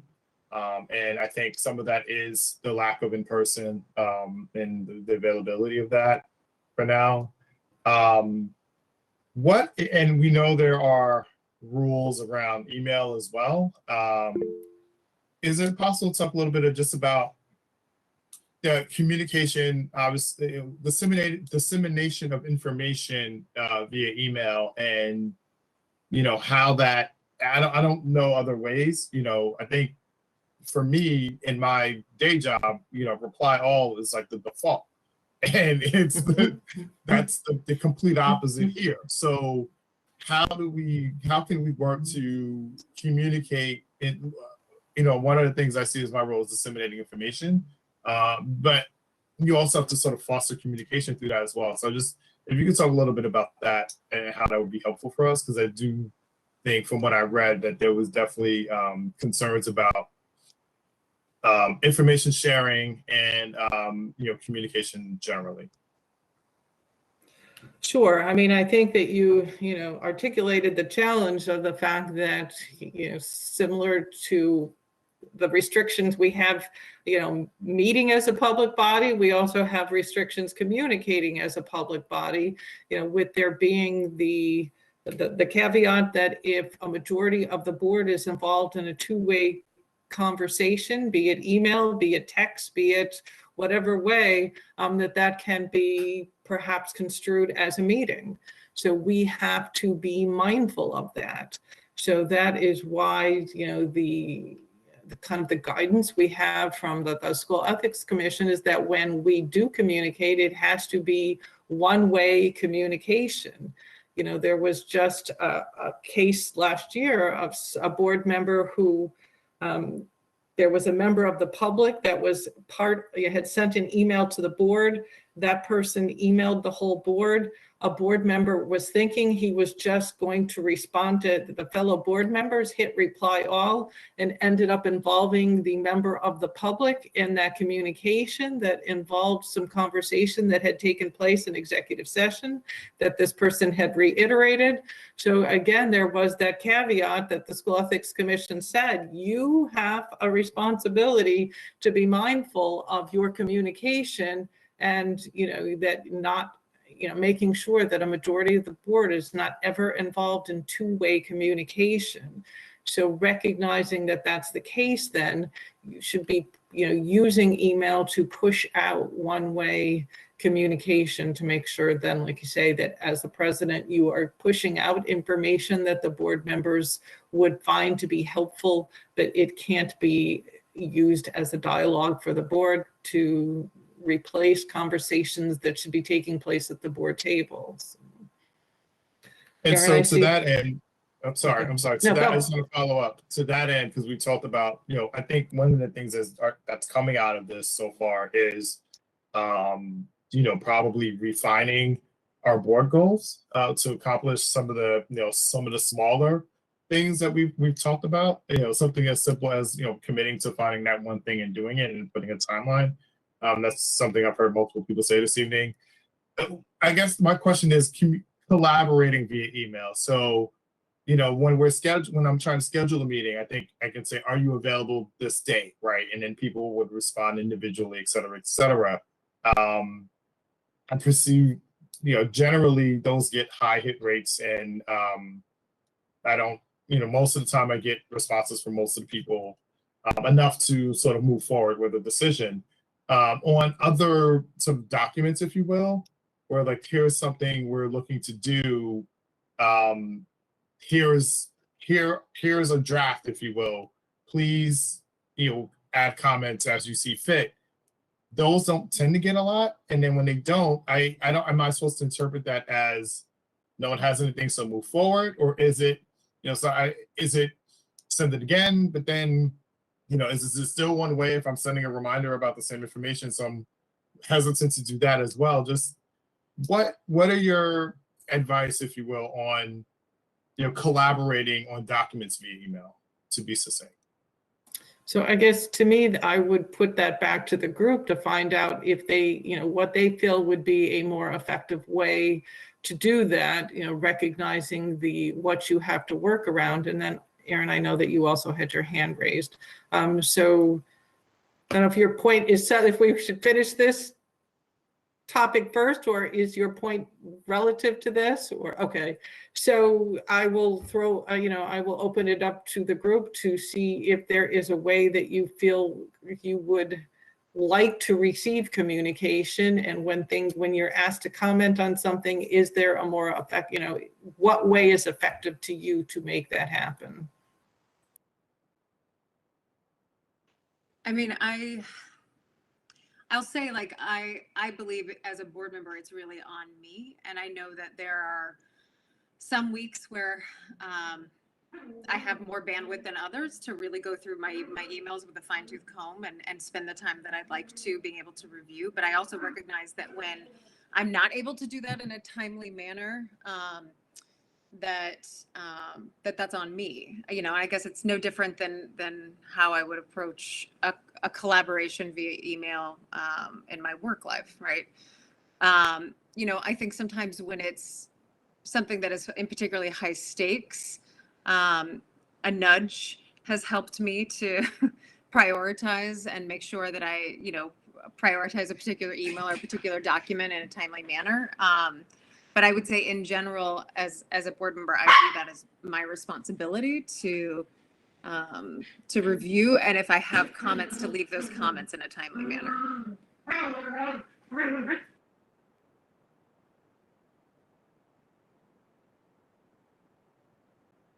Anyone else want to add to that? Yeah, it's also wonderful when you can get information in a timely manner to get it back. We all have jobs. I know the president likes to think that I'm retired and that's all I do. But in actuality, I'm redirected, and I'm probably working harder and more hours than most people sitting here. And so if you think that all I have to do is sit home and go through emails, but it would be wonderful if we got things in a timely fashion. And in terms of discussing things with board members, I think it's important if we're looking at something new that the president or one of the executive board members will hit up a board member to let them know what we're thinking about and what's going on. I don't generally get that courtesy. I used to get that courtesy, or maybe we haven't done enough of these things for that to even happen. So it may not have even happened in terms of something really, really vital coming through that we need to sit down and discuss as a board. And in terms of confidentiality, I think everybody should know what that means. We took an oath when we sat on this board. I know that I used to get a lot of information, Chris Sabin as well. We would get it in the streets. People would tell us what was going on the board as we were sitting on the board. That's where I got most of my information from. And so when we say things are confidential, people have friends and people talk, and they feel like if I tell you something, that's it. And that's because we don't get the real grasp of, if it's confidential, it's confidential. That's exactly what it means. It means to keep it to yourself. A secret's no longer a secret when you tell someone. That's what you tell your children. And so, we have a long way to go. This is a start. we need some more time.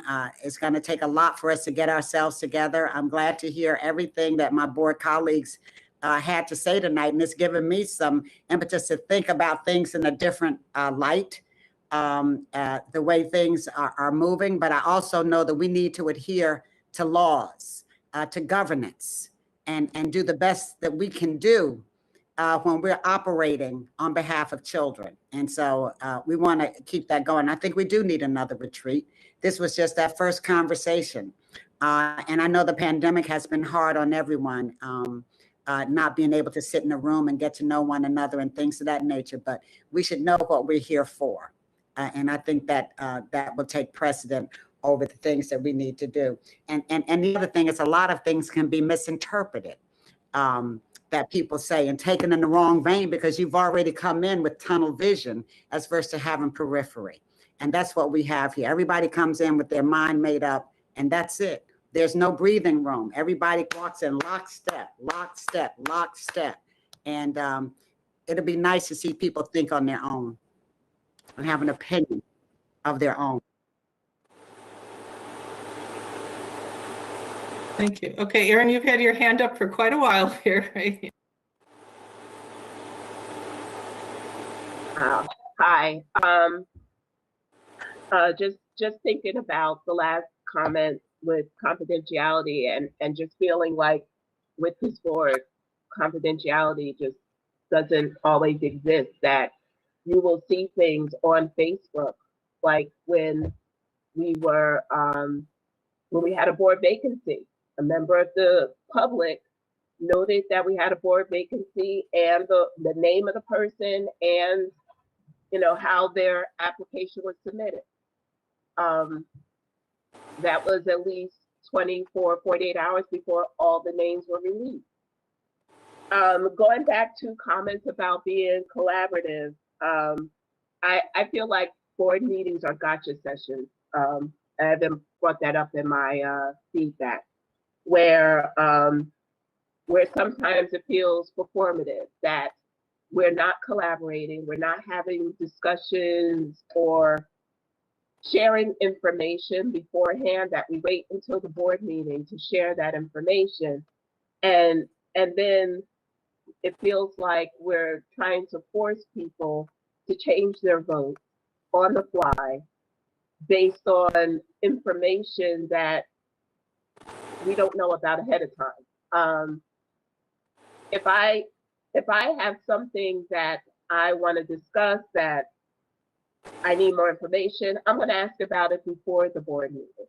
I'm not going to wait until then and just hold up the process.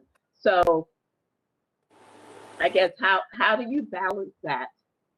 How do you know, what's the difference between being prepared? I get what you're saying about not having that vote in mind, which is very interesting to hear you say that, Charlene, because I'm usually a person that does have their vote in mind, because I see it as part of my responsibility to do the work before a board meeting and to review all the information and make a decision.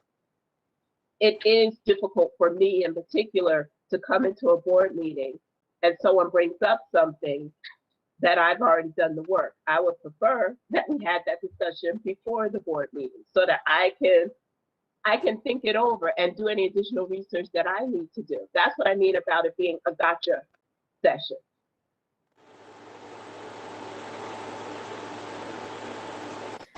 Well, and I think that goes back to the no surprises, right? That we, and then that again continues how to erode trust, that, you know, your board meetings should not be a gotcha, but should be the opportunity for you to collaborate and learn from one another. And like you said, do your homework, you know, and if you have questions, ask them ahead of time so that so that everyone can come prepared to discuss whatever it is that you know, like you said, you know, that you, rather than wait and have it be thrown at you at the meeting and then you haven't had time to prepare for that. We're best when we are all, you know, when we're all prepared, when we're all working together, and we are not going to be blindsided. So I know President Joshua, you had your hand up first, and then I can see that there's a few more up. So Mine is down, so I can read. I have the queue open, so it's Alyssa, Shannon, Johanna. I would say that even when questions are raised prior to meetings, sometimes the questions are dismissed as, well, you should have raised it sooner, or you know, or it's, you know, there doesn't seem to be a way. I am struggling to figure out how to make it so that concerns can be raised and they are acknowledged, at least, because we have, I mean, personally, I've tried sending an email about it and then nothing happens, or nobody responds, and then I'll send an email and then be told that, oh, you know, it was, you didn't send it, it was, you know, you sent it only a few hours before the meeting. And then, you know, then and then I'm told that, you know, your voice, well, it doesn't really matter because we have the votes. So why even bring it up? And so when you have these types of situations where it's at least personally, I feel like I have tried talking to people and having conversations and doing all the things and still getting met with comments and behaviors that have been called out by other board members and members of the public for not being appropriate back at you. It makes it hard for you to move forward. And I'm not sure how we do that, because as you were saying, Charlene, there should be discussions had. There is a reason we have a discussion period in you know, after a policy. And so while some people might say it is a gotcha, which is not the case a lot of the time, I think a lot of these conversations need to be had open in public so that people can understand where the concerns are or what's going on, and be as transparent as possible. And when you're doing all these things behind the scenes, it erodes the public's trust. And I do believe we should try to be as transparent and open as possible. But I would love suggestions on how that can occur in a way where it doesn't become like a problem, which it is now. Okay, it looks like, and I believe that that's something that we will definitely talk about. And I, you know, feel like the group is the one that needs to help, you know, you all come to an agreement on what that should look like. So Johanna, I think you were next in terms of having your hand up. Yeah, I just think you shouldn't have important topics discussed in emails. I think that, you know, as I said, a lot can be misinterpreted, especially tone. And I don't understand why asking questions is wrong. You don't know people's schedules. You need time to think about what someone else is saying. That all stems from mistrust. It all stems from mistrust, because if it was someone else bringing up concerns, the timing should not be an issue. Again, the majority focuses on who and not what is being said. And if you're bringing some things up, I don't look at things as a gotcha. I look at things as I caught it, you know, before it gets out. So your gotcha is my caught it. So there's a huge difference. And if you look at the things that people are saying, and you say to yourself, you know what, this kind of makes sense, as I have done and changed my mind on things. But we don't have that capability right now. We're still in the infancy of whatever this is. And we need to go on and crawl and start walking, and then getting those big steps so we can take one step after another. But don't look at everything as a gotcha moment, because you may be wrong. And it's okay to be wrong. That's why we have erasers on pencils, because people make mistakes. But the thing is, if you know you're wrong and you're going to go on and keep going into that wrong direction, then I'm going to check you, because it's wrong. and you know it's wrong. So I'm not a gotcha person, because I'm a straight no chaser person. I'm gonna tell you like it is. I don't go around 10 blocks to say what I have to say. But if I catch something and I put it in an email to the board, it's to the board. So I don't know how an email becomes a gotcha when you're sending it to your colleagues, so that you can tell them what you're thinking and why you're thinking the way that you are, and ask questions. And I'm a questioner. And I encourage my children, my grandchildren, and my great-grandchildren to always question. If you want to know the answers, you got to ask the questions. It's as simple as that. And I'm a questioner, and I will continue to do that. And I hope you guys don't take it as a sign of a gotcha from anyone, because I don't take it that way from any of you. Good, thank you. Okay. President Joshua, it looks like you were the next one to have your hand up. Yeah, I'm back. So my question, two things. I think that I've heard, and I guess I'm going to add a third to that based on Ms. Wright's recent comment. One,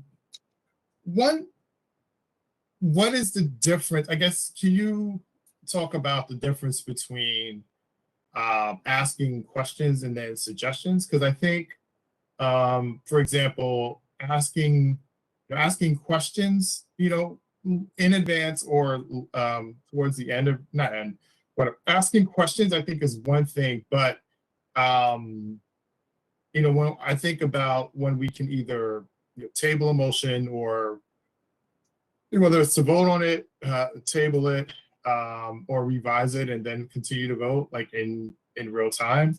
I think I think for me, when there is not so much of a question, but a suggestion as to we should do it this way instead, like I think to me the more appropriate thing would be to table and have further discussion versus let's change it on the fly and then vote, right? Without, when it's something substantive, right? If we're talking about a missing word here or there, things like that in resolutions, I understand that. But I think when we're talking about substantive policy changes, you really shouldn't be about, let's make a change to this substantive policy now without having it, go back and through policy discussion. I think, last night, or this week, I should say, we sort of saw that in action. So I was not surprised.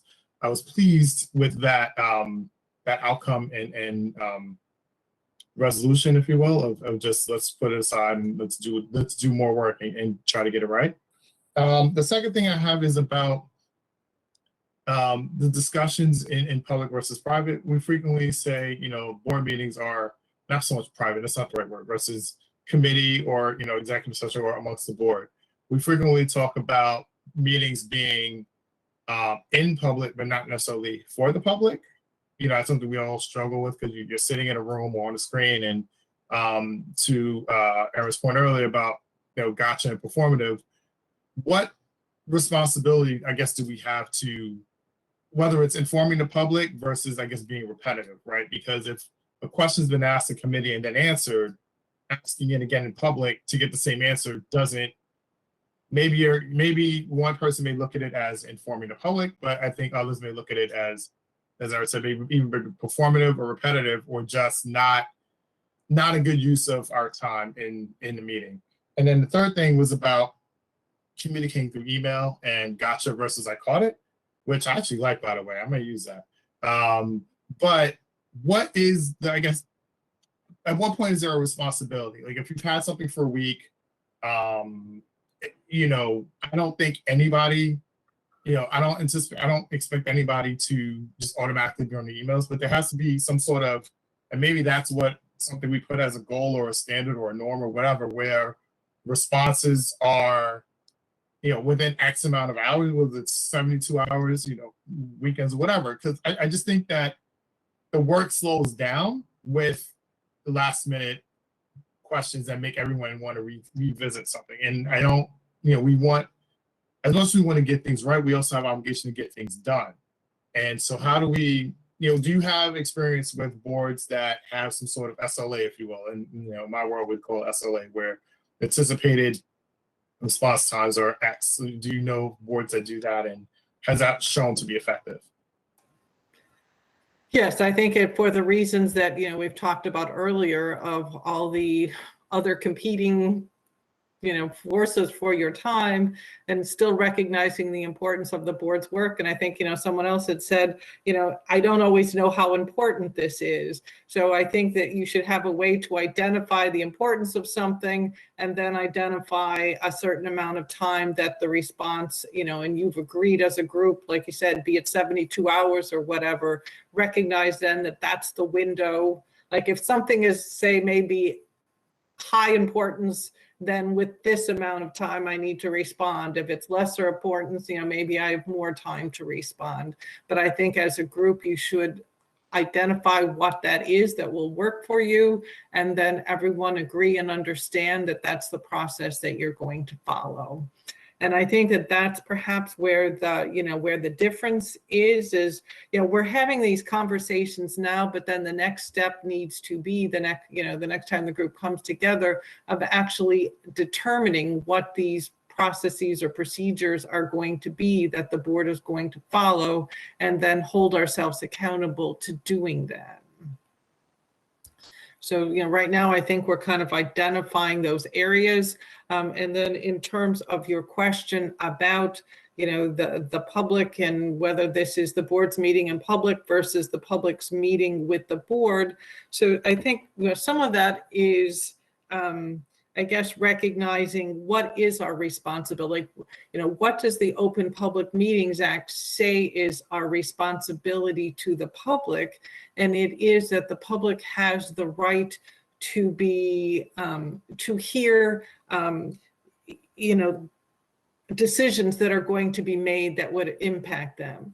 So if we think about the fact that a committee is not making decisions, a committee is making recommendations. So that recommendation that comes forth from the committee for board consideration that results perhaps in a resolution on the agenda, that then is now what's going to impact the public. Now what we're going to talk about, what we're going to vote on, that's now what the public has the right to know about. If we have talked about something and it's never going to come to be, it's not going to be something that's the board's work that we're moving forward on, you can say in full disclosure, that the public has the right to hear and everything we're doing, and perhaps that's not wrong, but in terms of the efficiency of your work and what the Open Public Meetings Act says, that when we're a public body, what does that mean? And it means that the public has the right to know about and attend all of our meetings, and to, listen to business that's going to impact them. So only the full board having full board conversations and voting on something is what can impact the public.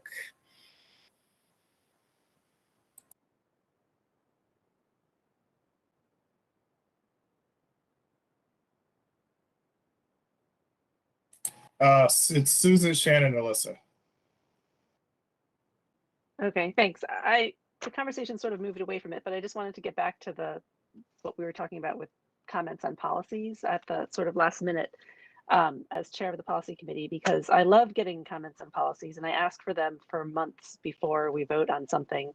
And it's not so much that I take last minute things as a gotcha, but I just want people to know that when I get those comments, there's like a process we need to go through to sort of assess them and look at what Strauss-Esme says, look at, excuse me, what the former board policy says, maybe look at what the statute says, look at what other districts are doing.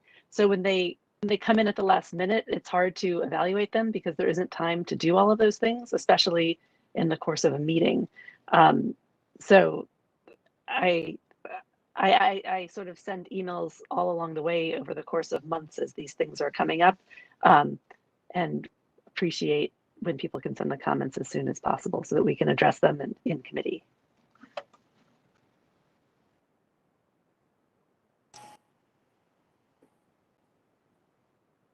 Okay, looks like it's Shannon next. Thank you, Charlene. I just want to acknowledge and say thank you. You have always been a really great resource. I just want to acknowledge that, and supporting us in this endeavor. I know that it's not easy at times, but I just really want to acknowledge that. So thank you. Actually, it's not a question. It's more of a pivot, if I may, to Ms. Butler. I know Ms. Butler, I know you're acting as board secretary tonight, subbing in for Andrea. But I guess my question is that just for clarification, because I know we've heard there's been some comments about if we are having legal meetings, if we have done things that perhaps are not on NGSBA protocol, and since you both are here, would that be something that we could address, even if briefly, if appropriate? If there are issues, we can certainly address it. If there are specific things that can be raised, if an individual who's raising the concerns does not have the specific date and time or date available, if that can be provided by email at another time, that's fine. But if the information is available, we can certainly discuss it. It can be raised tonight. I don't know if it's the best use of Charlene's time right now. We can defer to her to see if she wants to include that as part of her presentation.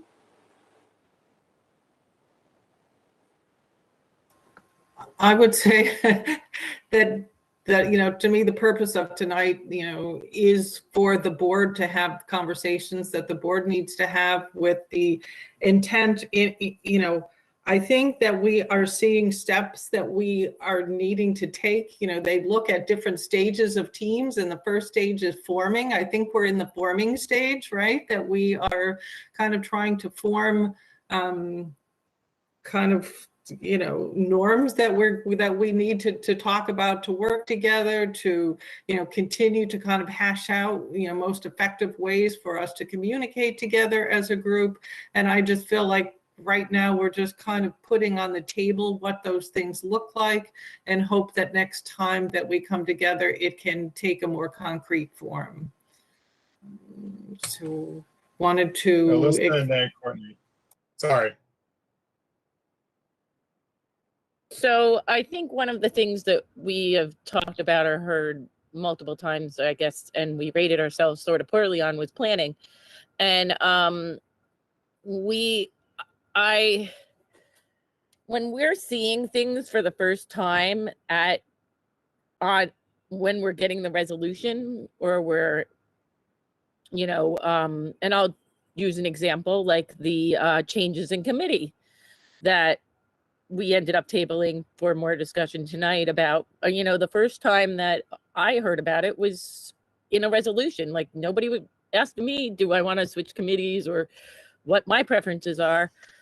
It makes it hard for stuff like that to occur. And so I think that, bigger items, as Ms. Wright and others have said, I really believe we should be collaborative in nature, even if it has to be behind the scenes. And I also think one of the problems that happens is that a lot of the times we don't see as a board all the resolutions, all the minutes from the committees, all of that until almost the last minute. We are, for a board meeting, we're not getting that information until basically Friday afternoon.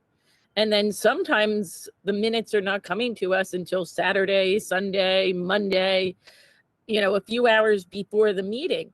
So as much as I try to stay on top and be prepared as much as possible, I would hope that in our planning, we could work for a way to get stuff more ahead of time, so that allows for everybody to, not have to spend the entire weekend looking for things or trying to catch up because an email comes through that they've changed something at the last minute. And it makes it hard, especially when important documents like the resolutions are getting put on our plates on, say, a Friday afternoon, and we're voting on them on a Monday. And a lot of the times we might not have been involved in the process or even knew that they were going to happen.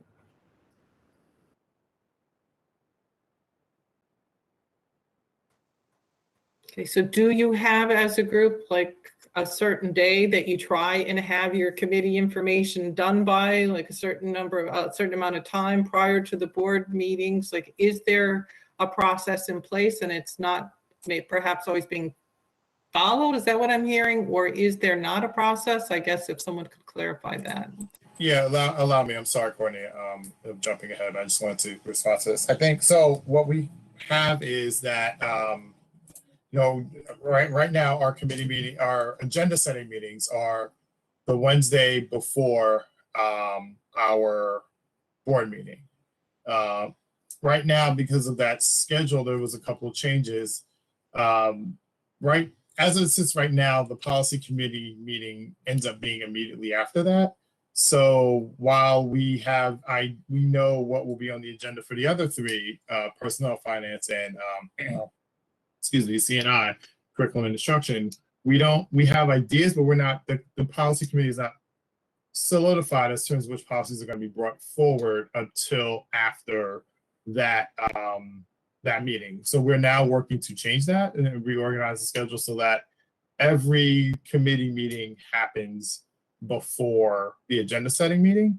The agenda setting meeting right now end up getting tentatively will be pushed to Thursday, which is not ideal, but with the current scheduling of having, I think now will be personnel will be the Wednesday before, giving time for those resolutions to be digested before the agenda setting meeting is probably where we'll end up landing for the rest of the year. And that's something that Dr. Tell and I have talked about in terms of what's the best schedule and what's a good cadence between getting all the information available so that there aren't a whole lot of changes from when the committee meets to the agenda setting.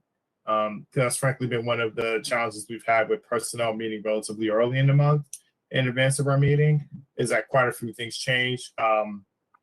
We've seen something similar with our finance committee meeting relatively early. And then if there are additional resolutions that come through, the committee may not have had a full chance to discuss it. And some of them are relatively routine, some are not. So we're trying to find that balance so that the committees have fruitful discussion and not a lot changes from when the committee meets to when the agenda setting meeting happens, and then therefore before our general meeting where we're voting on all these things. So that's where we are right now. I think what makes it, and so I just talked about the challenge when how we set that. I do think that we have to also, when we talk about resolutions, so what I try to do is every month put out sort of a preview of what's coming, and I really focus on the changes from the committee's meetings because those are we spend a lot of time on that. So I push that out. I tend to push that out Friday. If I can push it out earlier, I will. But at the latest, I push it out Friday. Once or twice, I think I've had to push it out later for. But I try to push it out as early as possible to give people that opportunity to really focus in on, here's things that happen in the committee, here are things that are coming up that didn't necessarily were discussed but not finalized until after the committee. And I'm welcome to feedback on those little memos that I push out. If there are ways that they can be improved, please let me know. I'm happy to do so, and I try to break it out as detailed as I can by committee, by things that are not necessarily in a committee. And I call them more general things, such as committee realignment, since that's come up. I wouldn't put that in it's not under a committee section of the meeting. It's under more of this is something we'll be voting on that affects all of us. The other thing I just want to add on quickly is that there is more time needed for certain things than others. Something as, I think 72 hours to review committee realignment is more than enough. 72 hours for a detailed policy may not be enough, considering the availability of time and questions you may have. So I understand that. But I think that, I think, Member Winfield said it a while ago, like having a little bit of grace and understanding that some things do happen. We are, short in the business office right now, for example. So having a little bit of understanding that things aren't where we want them to be, but we're not excusing it, but we have to, instead, we don't want to necessarily penalize, right? We need to be flexible And while also trying to stay within, the parameters that we've set for dissemination of information. So I'm sorry, I said quite a bit there, but I wanted to outline the process as well as the potential changes to the processes to give you the fuller picture. So if you have feedback on that, it'd be very helpful. So I guess the only thing that I would add, and perhaps it already takes place, but it's great that you have that agenda review meeting, because that's not something every group does, and I think it's really important for the board president or any of the leadership team to be part of that. And I guess I would ask that kind of your role in that be to look at it through the lens of, as you go through the agenda, has this been discussed in the committee? Do the board members have the information that they need? I can think back to when I was board president and would sit with the superintendent. If something was on the agenda, and I would say, the board committee hasn't really had time to discuss this yet. Is it possible this can be pushed off? If not, can somebody come and give the board a press, look at everything through the lens of what information does the board need to make, so you're kind of there on the board's behalf to look through the agenda to make sure that the board has the information it needs, and then work with the superintendent to figure out how you can best accomplish that while still, best moving the agenda items forward that need to be moved forward to do the work of the districts.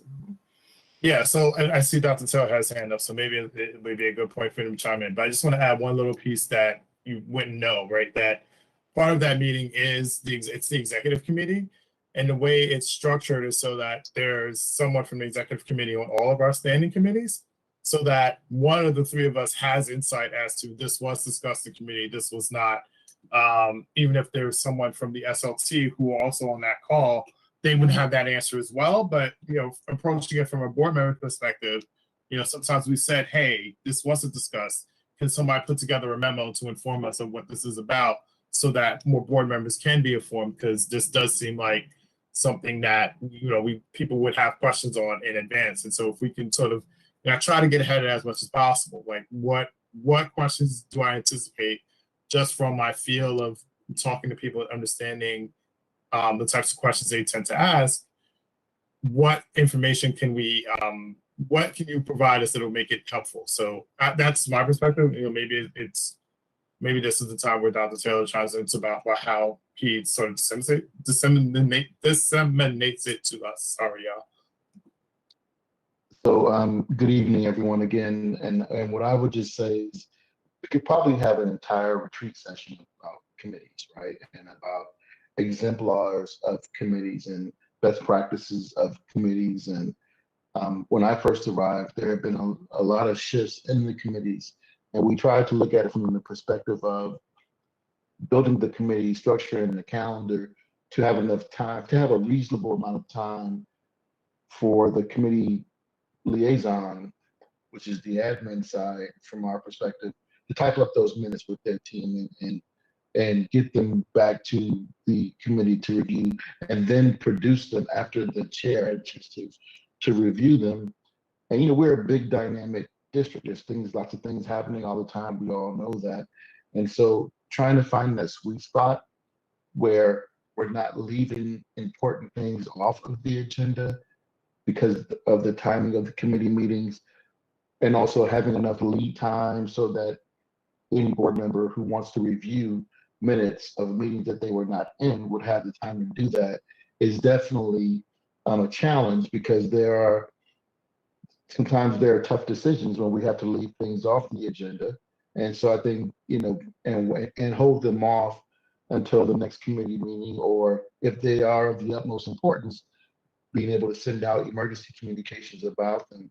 And I think that I think it would be helpful for all of us, in my opinion, to have a singular meeting when we're fresh about committees, and maybe Charlotte or her colleagues could have a presentation about it, what it means. And as has been said many times, we haven't had the sessions in Atlantic City over the last 2 years almost now, and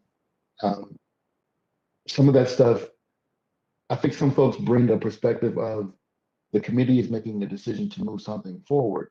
And that's not how I was trained, right? We of course want our committees to support the work that we're doing. We want the committees to be excited and to wave the flag that this was a great meeting, this is great information, great things coming for our kids. But there might be challenges where we don't agree, right? And so what happens then? And what is the role of the committee? And when we're in a committee with the chairperson, et cetera, when that meeting is over, what is the expectation of those board members in that committee, right? Do they, all those type of things I think are, there's some assumptions there that might not be the intent, right? And I think that part of what can, I think, make us more efficient and effective would be to have some time carved out to talk about that. This is kind of a downtime for us. And even thinking about when the minutes are produced, the process for that, right? Because if I'm typing the minutes, giving them to a chair reviews and gives them back to me, and I do a last edit and give it to the rest of the board, that's 3 days, 4 days of time. That's slowing down the amount of time that the board members have to review the information. And I think a final piece of that puzzle is, as a couple of our board members have said this evening, the roles and responsibilities, right? That a board member, how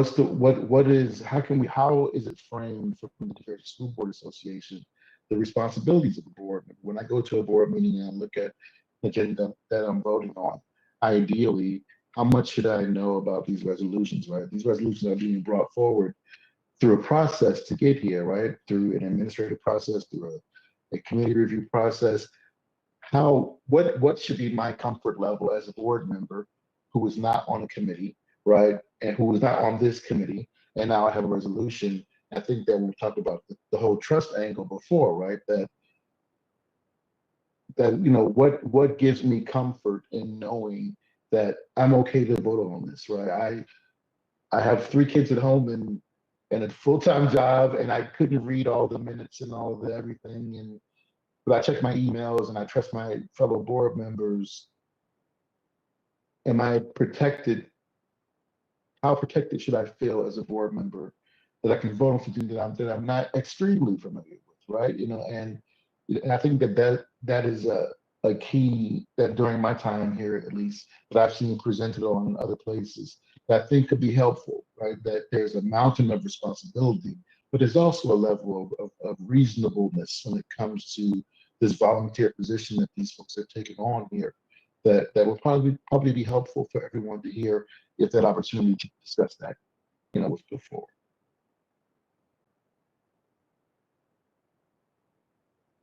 Thank you. It sounds like we're putting a lot of topics together for our next meeting, right? Yeah. But committees is certainly one that all boards, continue to further refine the way that they do it, and continue to talk about better ways to get the information and the scheduling. So I think that it sounds like this is definitely something that would be of benefit to this board to have that conversation. Someone else had a hand up too. Okay, you're done. So we have been a little over, been almost 2 hours now, I think, that we've been having this conversation. So I just would kind of like to leave it with, recognizing now that we, have the understanding that, we have put some things on the table. We now perhaps have a better understanding of where each one of us, where our different thoughts are. And now recognize that it's our responsibility then as a group to come together again to kind of, norm this work a little bit and, kind of further define things that we agree that will help us move forward as a group by putting some, processes in place that we all agree would be of the group's best interest. Is there anything anyone else feels like they would like to share or think would be helpful for the group before we come together again? And, and I think I also, I think Johanna, you had said, and somebody else said, I'm going to think differently now about what I do, or at least put some responsibility on myself to continue to help this group and to do this work. So I would challenge everyone to have that same thought and think about what you can do. How, we say that we help our children as a team. So what can you do to help make this be a stronger team and a better team, and everyone challenge yourself to that responsibility? So, okay, I see President Joshua, you have your hand up. Yeah, I guess the one thing I would like before we, and obviously I'll be in touch with you in terms of scheduling another one. I'm thinking August to sort of keep the momentum going. I don't want this to, I don't want to lose where we are. I think we are moving in the right direction. I want to get back to that. I want to stay focused on that. So I know that, sorry.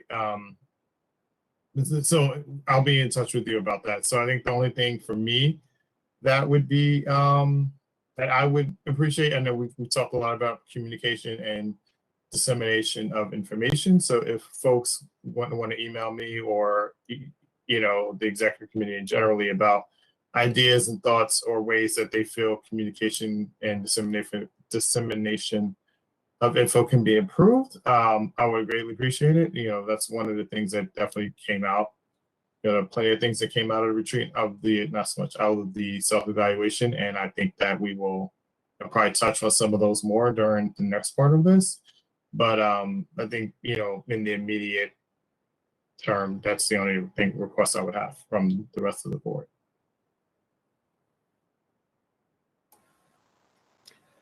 Okay, well, I think perhaps our work for tonight might be finished, and I hope that you all feel good about the opportunity to, I feel like you all sat and listened very respectfully, and everybody, I hope that you learn from one another's perspectives, and I appreciate the fact that everyone took the time and everyone is really interested in the work that you have to do and continuing to work, toward doing it more effectively as a team.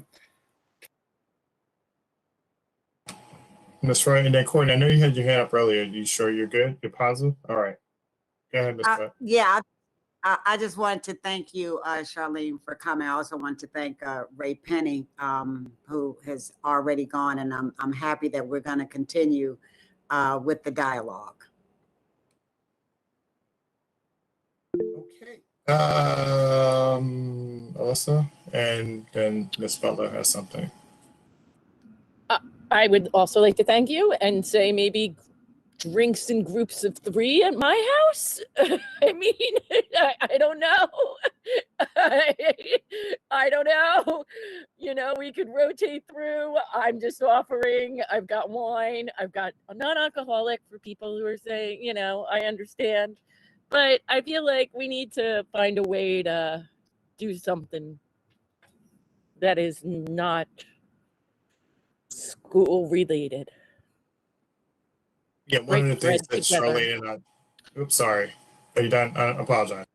No, it's okay. It's so hard. I think also one of the things we all have to realize is in this virtual environment, at times we look like we're interrupting each other.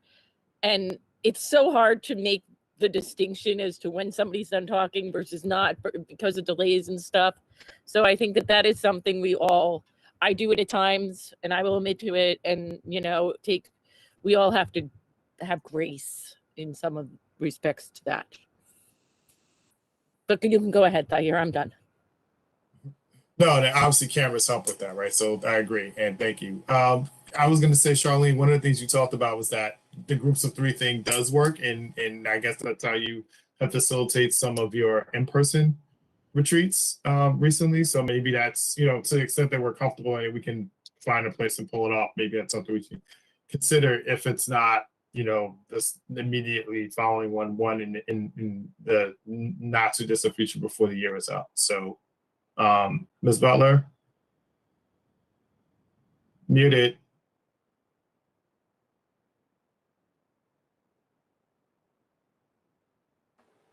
I thought I had hit it. My only comment is to just remind everybody when you're doing the emails to Board President Joshua that you are mindful of not violating the Open Public Meetings Act. So make sure that you're not communicating back and forth and back and forth. That's all. All right. Thank you again. So I guess on behalf of all of us, thank you, Charlene, for joining us this evening. I will be in touch with, once I get some sort of dates from the rest of the board about a future retreat sometime in August. We also have to do district goals, so maybe that's a good combination to have. We'll work that out. Ms. Butler, I believe you have to make a motion to, go into recess to go back to the WebEx for the action and then the public speaks, etc. So Yes. To go from the retreat to back to the board Back. meeting. Is it Okay. the same link? I'm sorry. I don't. It is the same link. It's the same Okay. link. Yeah. So yeah, same link as we were just in for public before. We're going back to that one now. Great. All right. Thank you. So I'd like to make a motion. Thank you, Charlene. We'll be in touch. Thank you. I'd like to make a motion to take a brief 5-minute recess to return to the WebEx to continue this public meeting. May I have a second? Second. Thank you, Board Member Siders. All in favor? All right, Ms. Butler, that's unanimous. I'll see you all back in the WebEx in a few minutes. Thanks.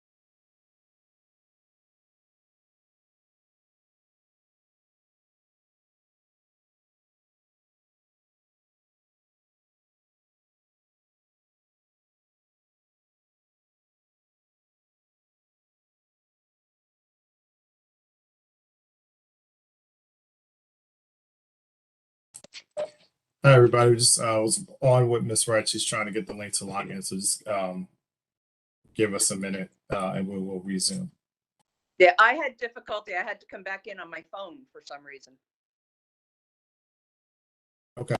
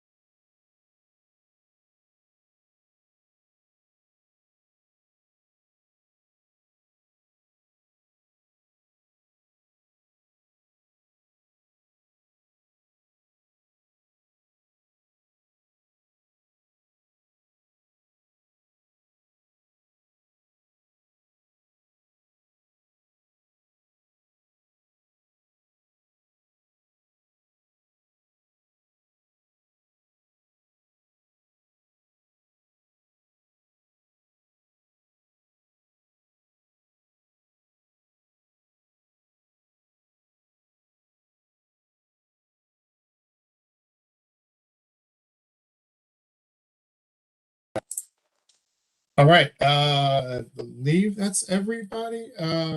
So we are back in public session from our retreat. Thank you, everybody. Miss Butler, can you call the roll? Yes. Board Member Bergen.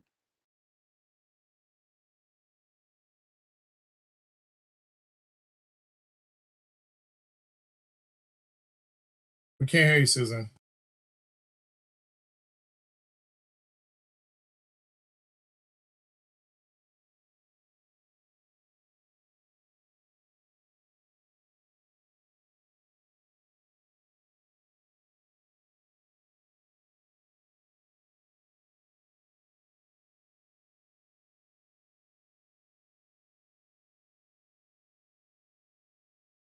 Do you want to come back to her, Miss Butler? Well, I see her, but we can't hear her. Okay, Susan? and I Oh, wait. cannot see her because I have only on my phone. Okay. Board We're Member doing roll Cuddle. call, Susan.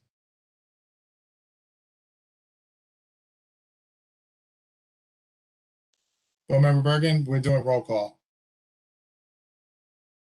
I don't think she can hear. No, doesn't look like it. All right. I'm going to I'm going to reach out. So excuse me, everybody, but you can, looks like just left. I guess they rejoined. All right, Ms. Butler, if you want to go and come back, Sure. Board Member Cuddle. Here. Board Member Joshua here. here. Board Member Manny. Here. Board Member Malaspina. Here. Board Member Saban. I do not believe he's back. No, he won't be joining this part of the meeting. Thank you. Board Member Siders. Here. Board Member Winkfield. Here. Board Member Wright. I'm present. Board Member Bergen.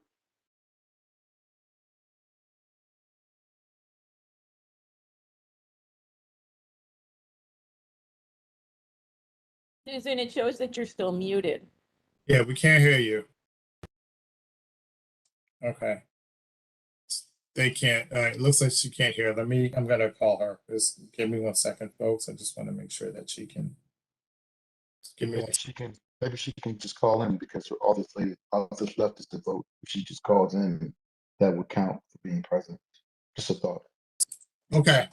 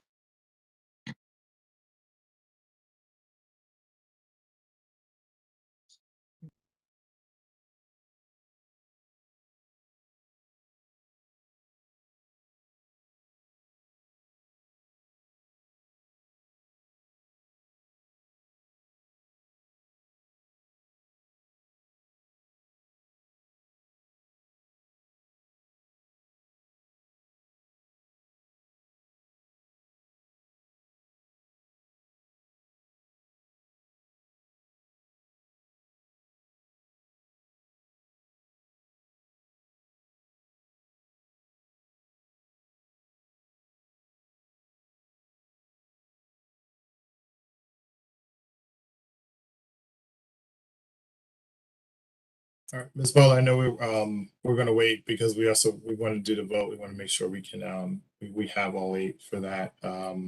Is it possible to then go to, can we skip ahead to public speaks before we come back to the action item? In the interest of time? You can do that. Obviously, it's preferred that you do it after, but you can do it. All right, well, Mr. Bonds, can you at least let me see if there may not even be public speaks, so.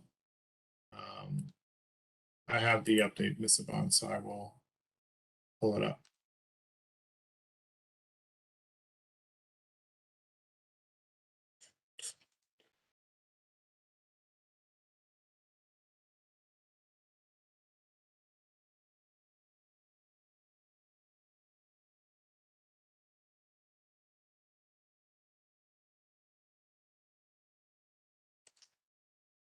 All right, I don't see any, so maybe we didn't technically do it. Okay, Mr. Bonds, you concur with what I'm saying. All right.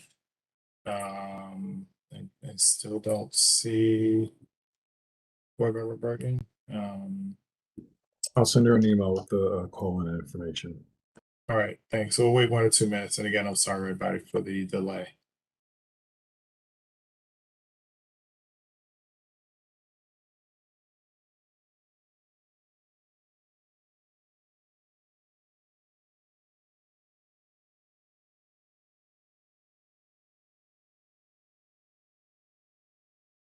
While we have this moment, just to let the board members know, I sent you a few important emails over the last hour or so. So when you have a moment, please take a look.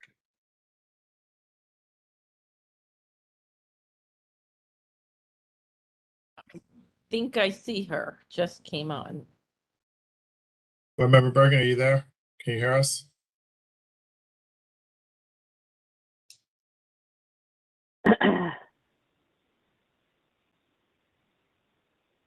Is that you, Board Member Bergen? Yes, Okay. Thank you. thank All you right. for your patience. Sorry. We understand. I know we went a lot of different lengths this evening, so I do want to thank everybody for their patience. And again, thank you to Mr. Bonds and Mr. Myers in particular for helping us navigate, both tonight's multiple meeting platform meeting, as well as, this week's, the last 2 hybrid meetings. We've got in person and folks attending virtually, and things have worked rather smoothly. So I just wanted to acknowledge the work that their team has put in to make that possible. So thank you for that. And we're all back. We just want to move to the action items for this evening. We do have, I guess I need to make a motion for 4177 for discussion. So I'd like to make a motion to bring resolution 4177 for discussion. May I have a second? Aye. Thank you, Board Member Massimino. Well, I guess all in favor? Yeah. All right, that is unanimous, Ms. Butler. Thank you. I do want to, before we I want to open discussion by maybe I can share this with everybody. There's been one slight change from the version that was shared this afternoon due to some miscommunication. In the interest of, I will share it, and obviously it will be posted, but I'll just read off the standing committees just so everyone has an understanding and knows what the vote, what it will be. Obviously, curriculum instruction will have all 9 of us, and this is effective, for August through the calendar, or December 31st of 2021. The finance committee, as I would hope, the finance committee will, Ms. Wright will remain chair with board members Cuddle and Saban. Personnel committee, Ms. Manny, board member Manny will remain chair with me and board member Wingfield. And for the policy committee, board member Bergen will remain chair with board members Malspina and Siders. And the municipal partnerships will be board member Bergen and me, excuse me. And then the negotiations will be chaired by by me, along with board members Manny and Sider. So those two are unchanged. With respect to the safety and security, we've tabled that particular ad hoc committee for now, pending further discussion. So that is the content of the resolution that's up for this evening. I just want to, since I said that, it's now being shared with everybody and will be posted on the website very shortly. That said, President is there Joshua, any discussion? Yes, Ms. Butler. excuse me, I just want to make sure, for municipal partnerships, it is you and who else? Board Member Bergen. Thank you. Okay, with that is, May I ask a question? yes, Board Member Wright. I'm sorry. I'm looking here back at chair. It just came to me. I'm looking at the when you talked about the municipal partnerships. Yes. Are these in addition to the ad hoc committees that we already have? Are these So I don't think we really have ad hoc committees right now. I mean, these would be the two. We have liaisons. So for instance, Board Member Bergen is the chief liaison. I think Board Member Malspina is for the Essex Regional, is educational, whatever, ERESC. That's, I know it better by the initials. I mean, Board Member Cuddle is our NJSBA rep, and Board Member Side is our legislative rep. So those are more, I'm gonna call those committees, I'll call those liaisons. So those do remain, those are not changing as part of this resolution. Okay, so we will still have the Board of School estimate then, because I know Yes, I'm the yes. liaison for the Board of School estimate, and I didn't see it here, so. Right, because Okay. this was really just about, this is about committee, so I didn't include the Board of School estimate, but right, that will remain unchanged. Thank you. Yep. Board Member Malaspina, and then Board Member Cuddle. Just so the public understands, because, I want to make it this, can you just go over for everybody what the sort of charge of the new municipal thing is going to be, just so everybody understands that? Sure. So, it's an ad hoc committee. We'll meet, sporadically at best. This is something that Board Member Baker had, I don't know if she started it, but I know it was when former board member Elizabeth Baker was here, and when she was president, she would have, occasional meetings with leadership in both towns, Maplewood and South Orange, and discuss certain things. I think this was, one of the committees that was used to help build support for the bonding. That's my understanding. I am, bringing it back. I think, we talked earlier in the year, we've heard, as I said, when there was some discussion about the differences between the Board of School estimate and, at that time it was called a two towns committee. I think both towns have different names for it.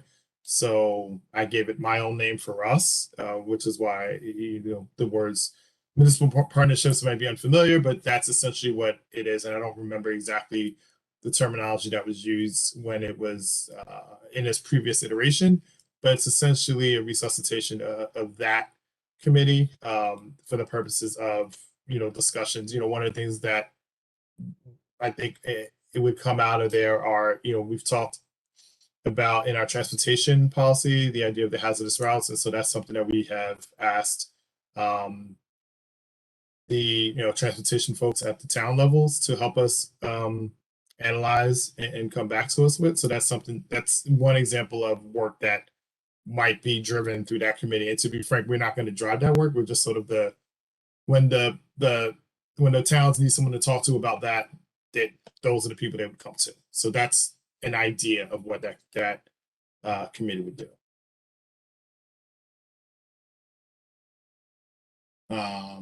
Hold, I just want to send this out so it gets updated. So Great, thank you for that. Oh, sorry. No I thought problem. I was just No, responding. I was for that. No problem. I'm just about to I know Board Member Cuddle had their hand up, so I wanted to come back to them before we move forward. Yeah, so I was not clear earlier that the security ad hoc committee was being removed from consideration and tabled for tonight until you just mentioned it. Is there a reason for that? I think if I may ask? Yes, one of the things that I think I got out of of this retreat was trying to understand why, the way I envision it is it essentially being sort of an offshoot, not so much offshoot, being closely tied to our finance facilities committee, which is why the original intent was to have all three members of that committee be on the subcommittee. I recognize the importance of it. I just wanted to do a bit more digging and understanding, if you will. And I hopefully, if we can meet, if we'll have at least 2 meetings in August. So we can always action that and add that one little piece back. But I did want to take more time after hearing some of the stuff I heard tonight about committees generally before putting it forward. So if I may, respectfully in response, if that was on the fly based upon tonight's conversation, um, I'm not going to disagree. Of course, as president, you have the leeway to be able to assign committees, and I very much respect that.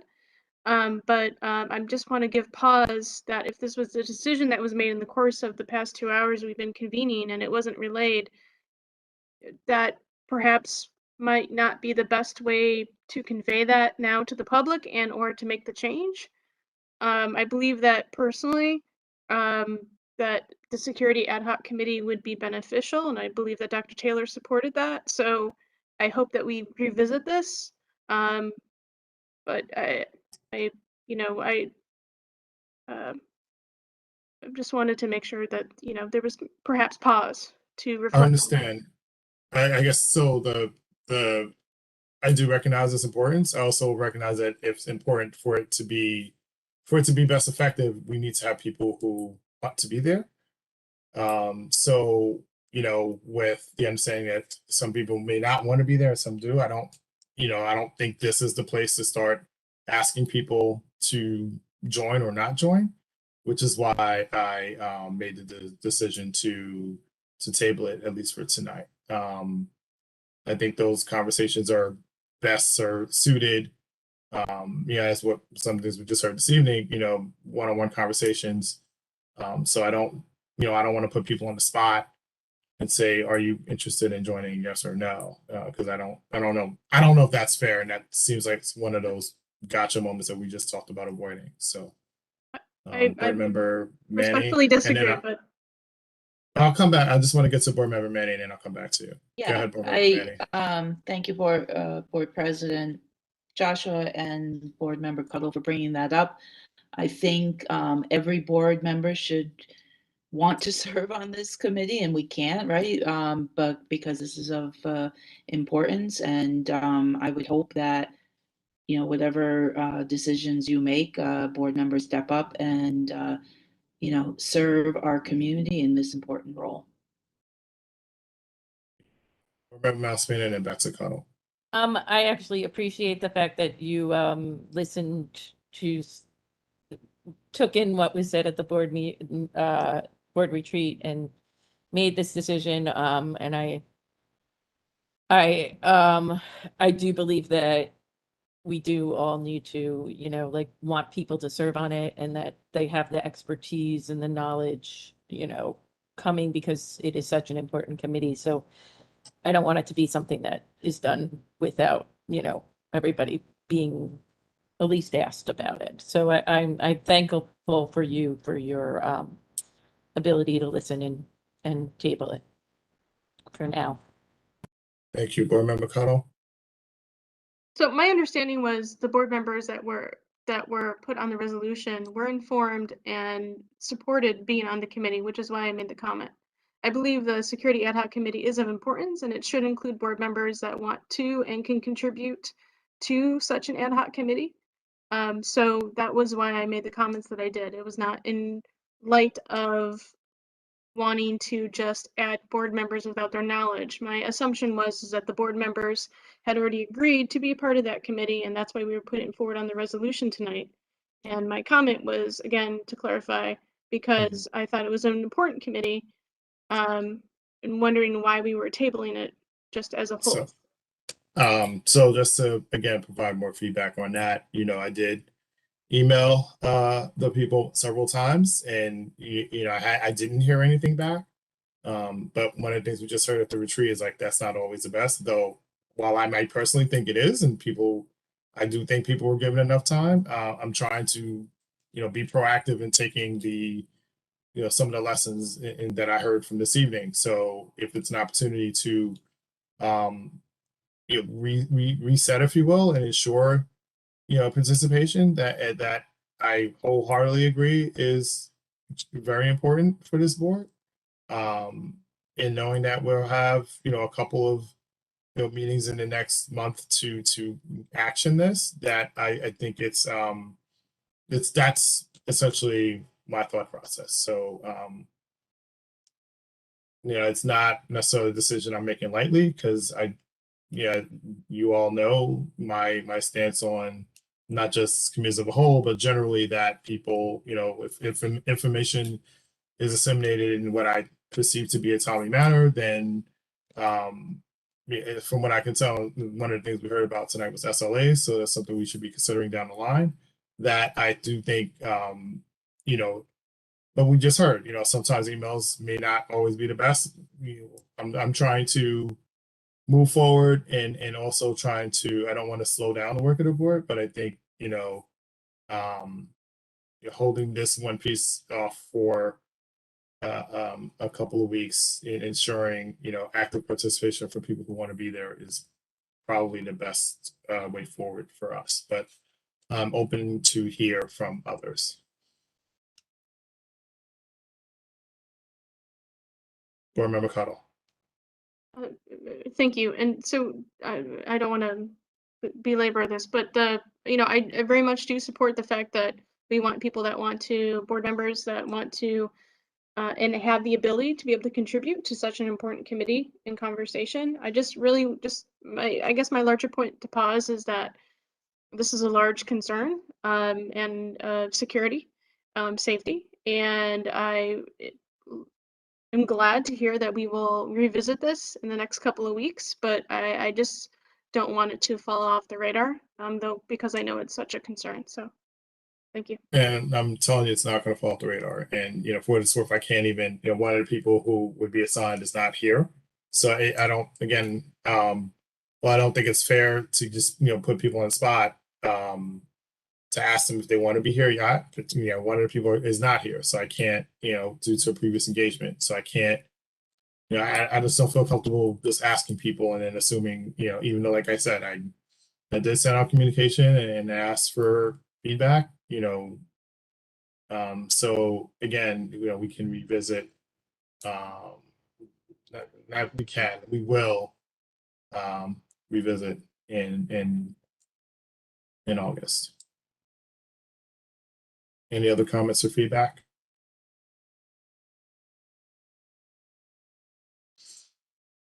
All right, seeing none, close discussion. Ms. Butler, can you please call the roll on, I believe it's 4177, this time in reverse alphabetical order. Board Member Wright. 1 point of order, please. I'm sorry. Sorry, Dr. Taylor. I'm sorry. Just to follow up with the solicitor, do we need to vote to take it off the table and then vote on the resolution? Just want to make sure that we're clear on the process.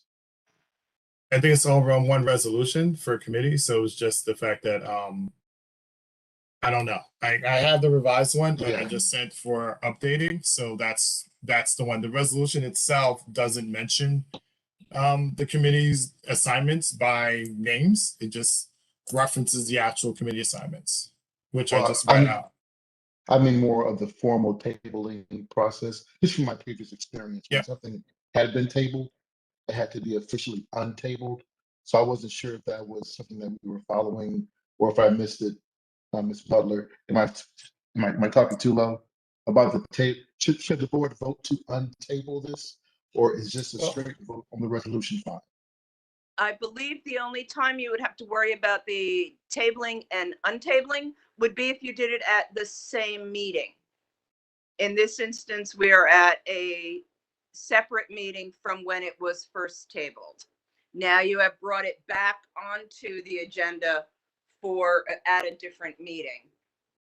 With a different resolution number too. So, Right. Because that was one of my things. I thought we could just bring it back to the same number, but apparently you can't. So, all right. So before I just want to clarify, we are voting on 4177, which is amending the committees as I just read out. And if necessary, I can read them out again just for clarity. Is that something people want to hear just one more time? All right, so the personnel committee, well, let me start, sorry. The curriculum instruction committee will have all 9 members and be a committee of the whole. The finance committee, board member Wright will chair along with and sit with board members Cuttle and Sabin. The personnel committee, board member Manny will chair and sit with board members Joshua and Winkfield. The policy committee, board member Bergen will continue to chair and sit with board members Malaspina and Siders. For the ad hoc, we are continuing to keep the negotiations committee that will be chaired by the board president along with board members Manny and Siders. And for the municipal partnerships, it will be board members Joshua and Bergen. So those are the appointments up for this evening as part of that resolution. Okay, and with that said, board member, I'm sorry, Ms. Butler, can you please call the roll this time in reverse alphabetical order? Board member Wright, Sorry, yes. board member Winkfield, Yes. board member Siders, Yes. board member Malaspina, Yes. board member Manny, Yes.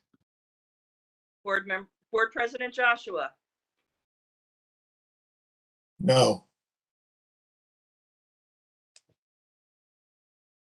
board member Cuttle,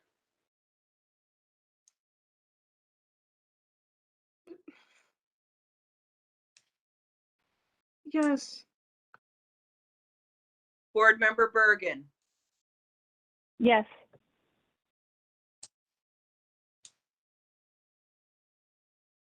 okay, motion passes 7-1. Thank you. We'll now move on to new business. Does anyone have any new business this evening?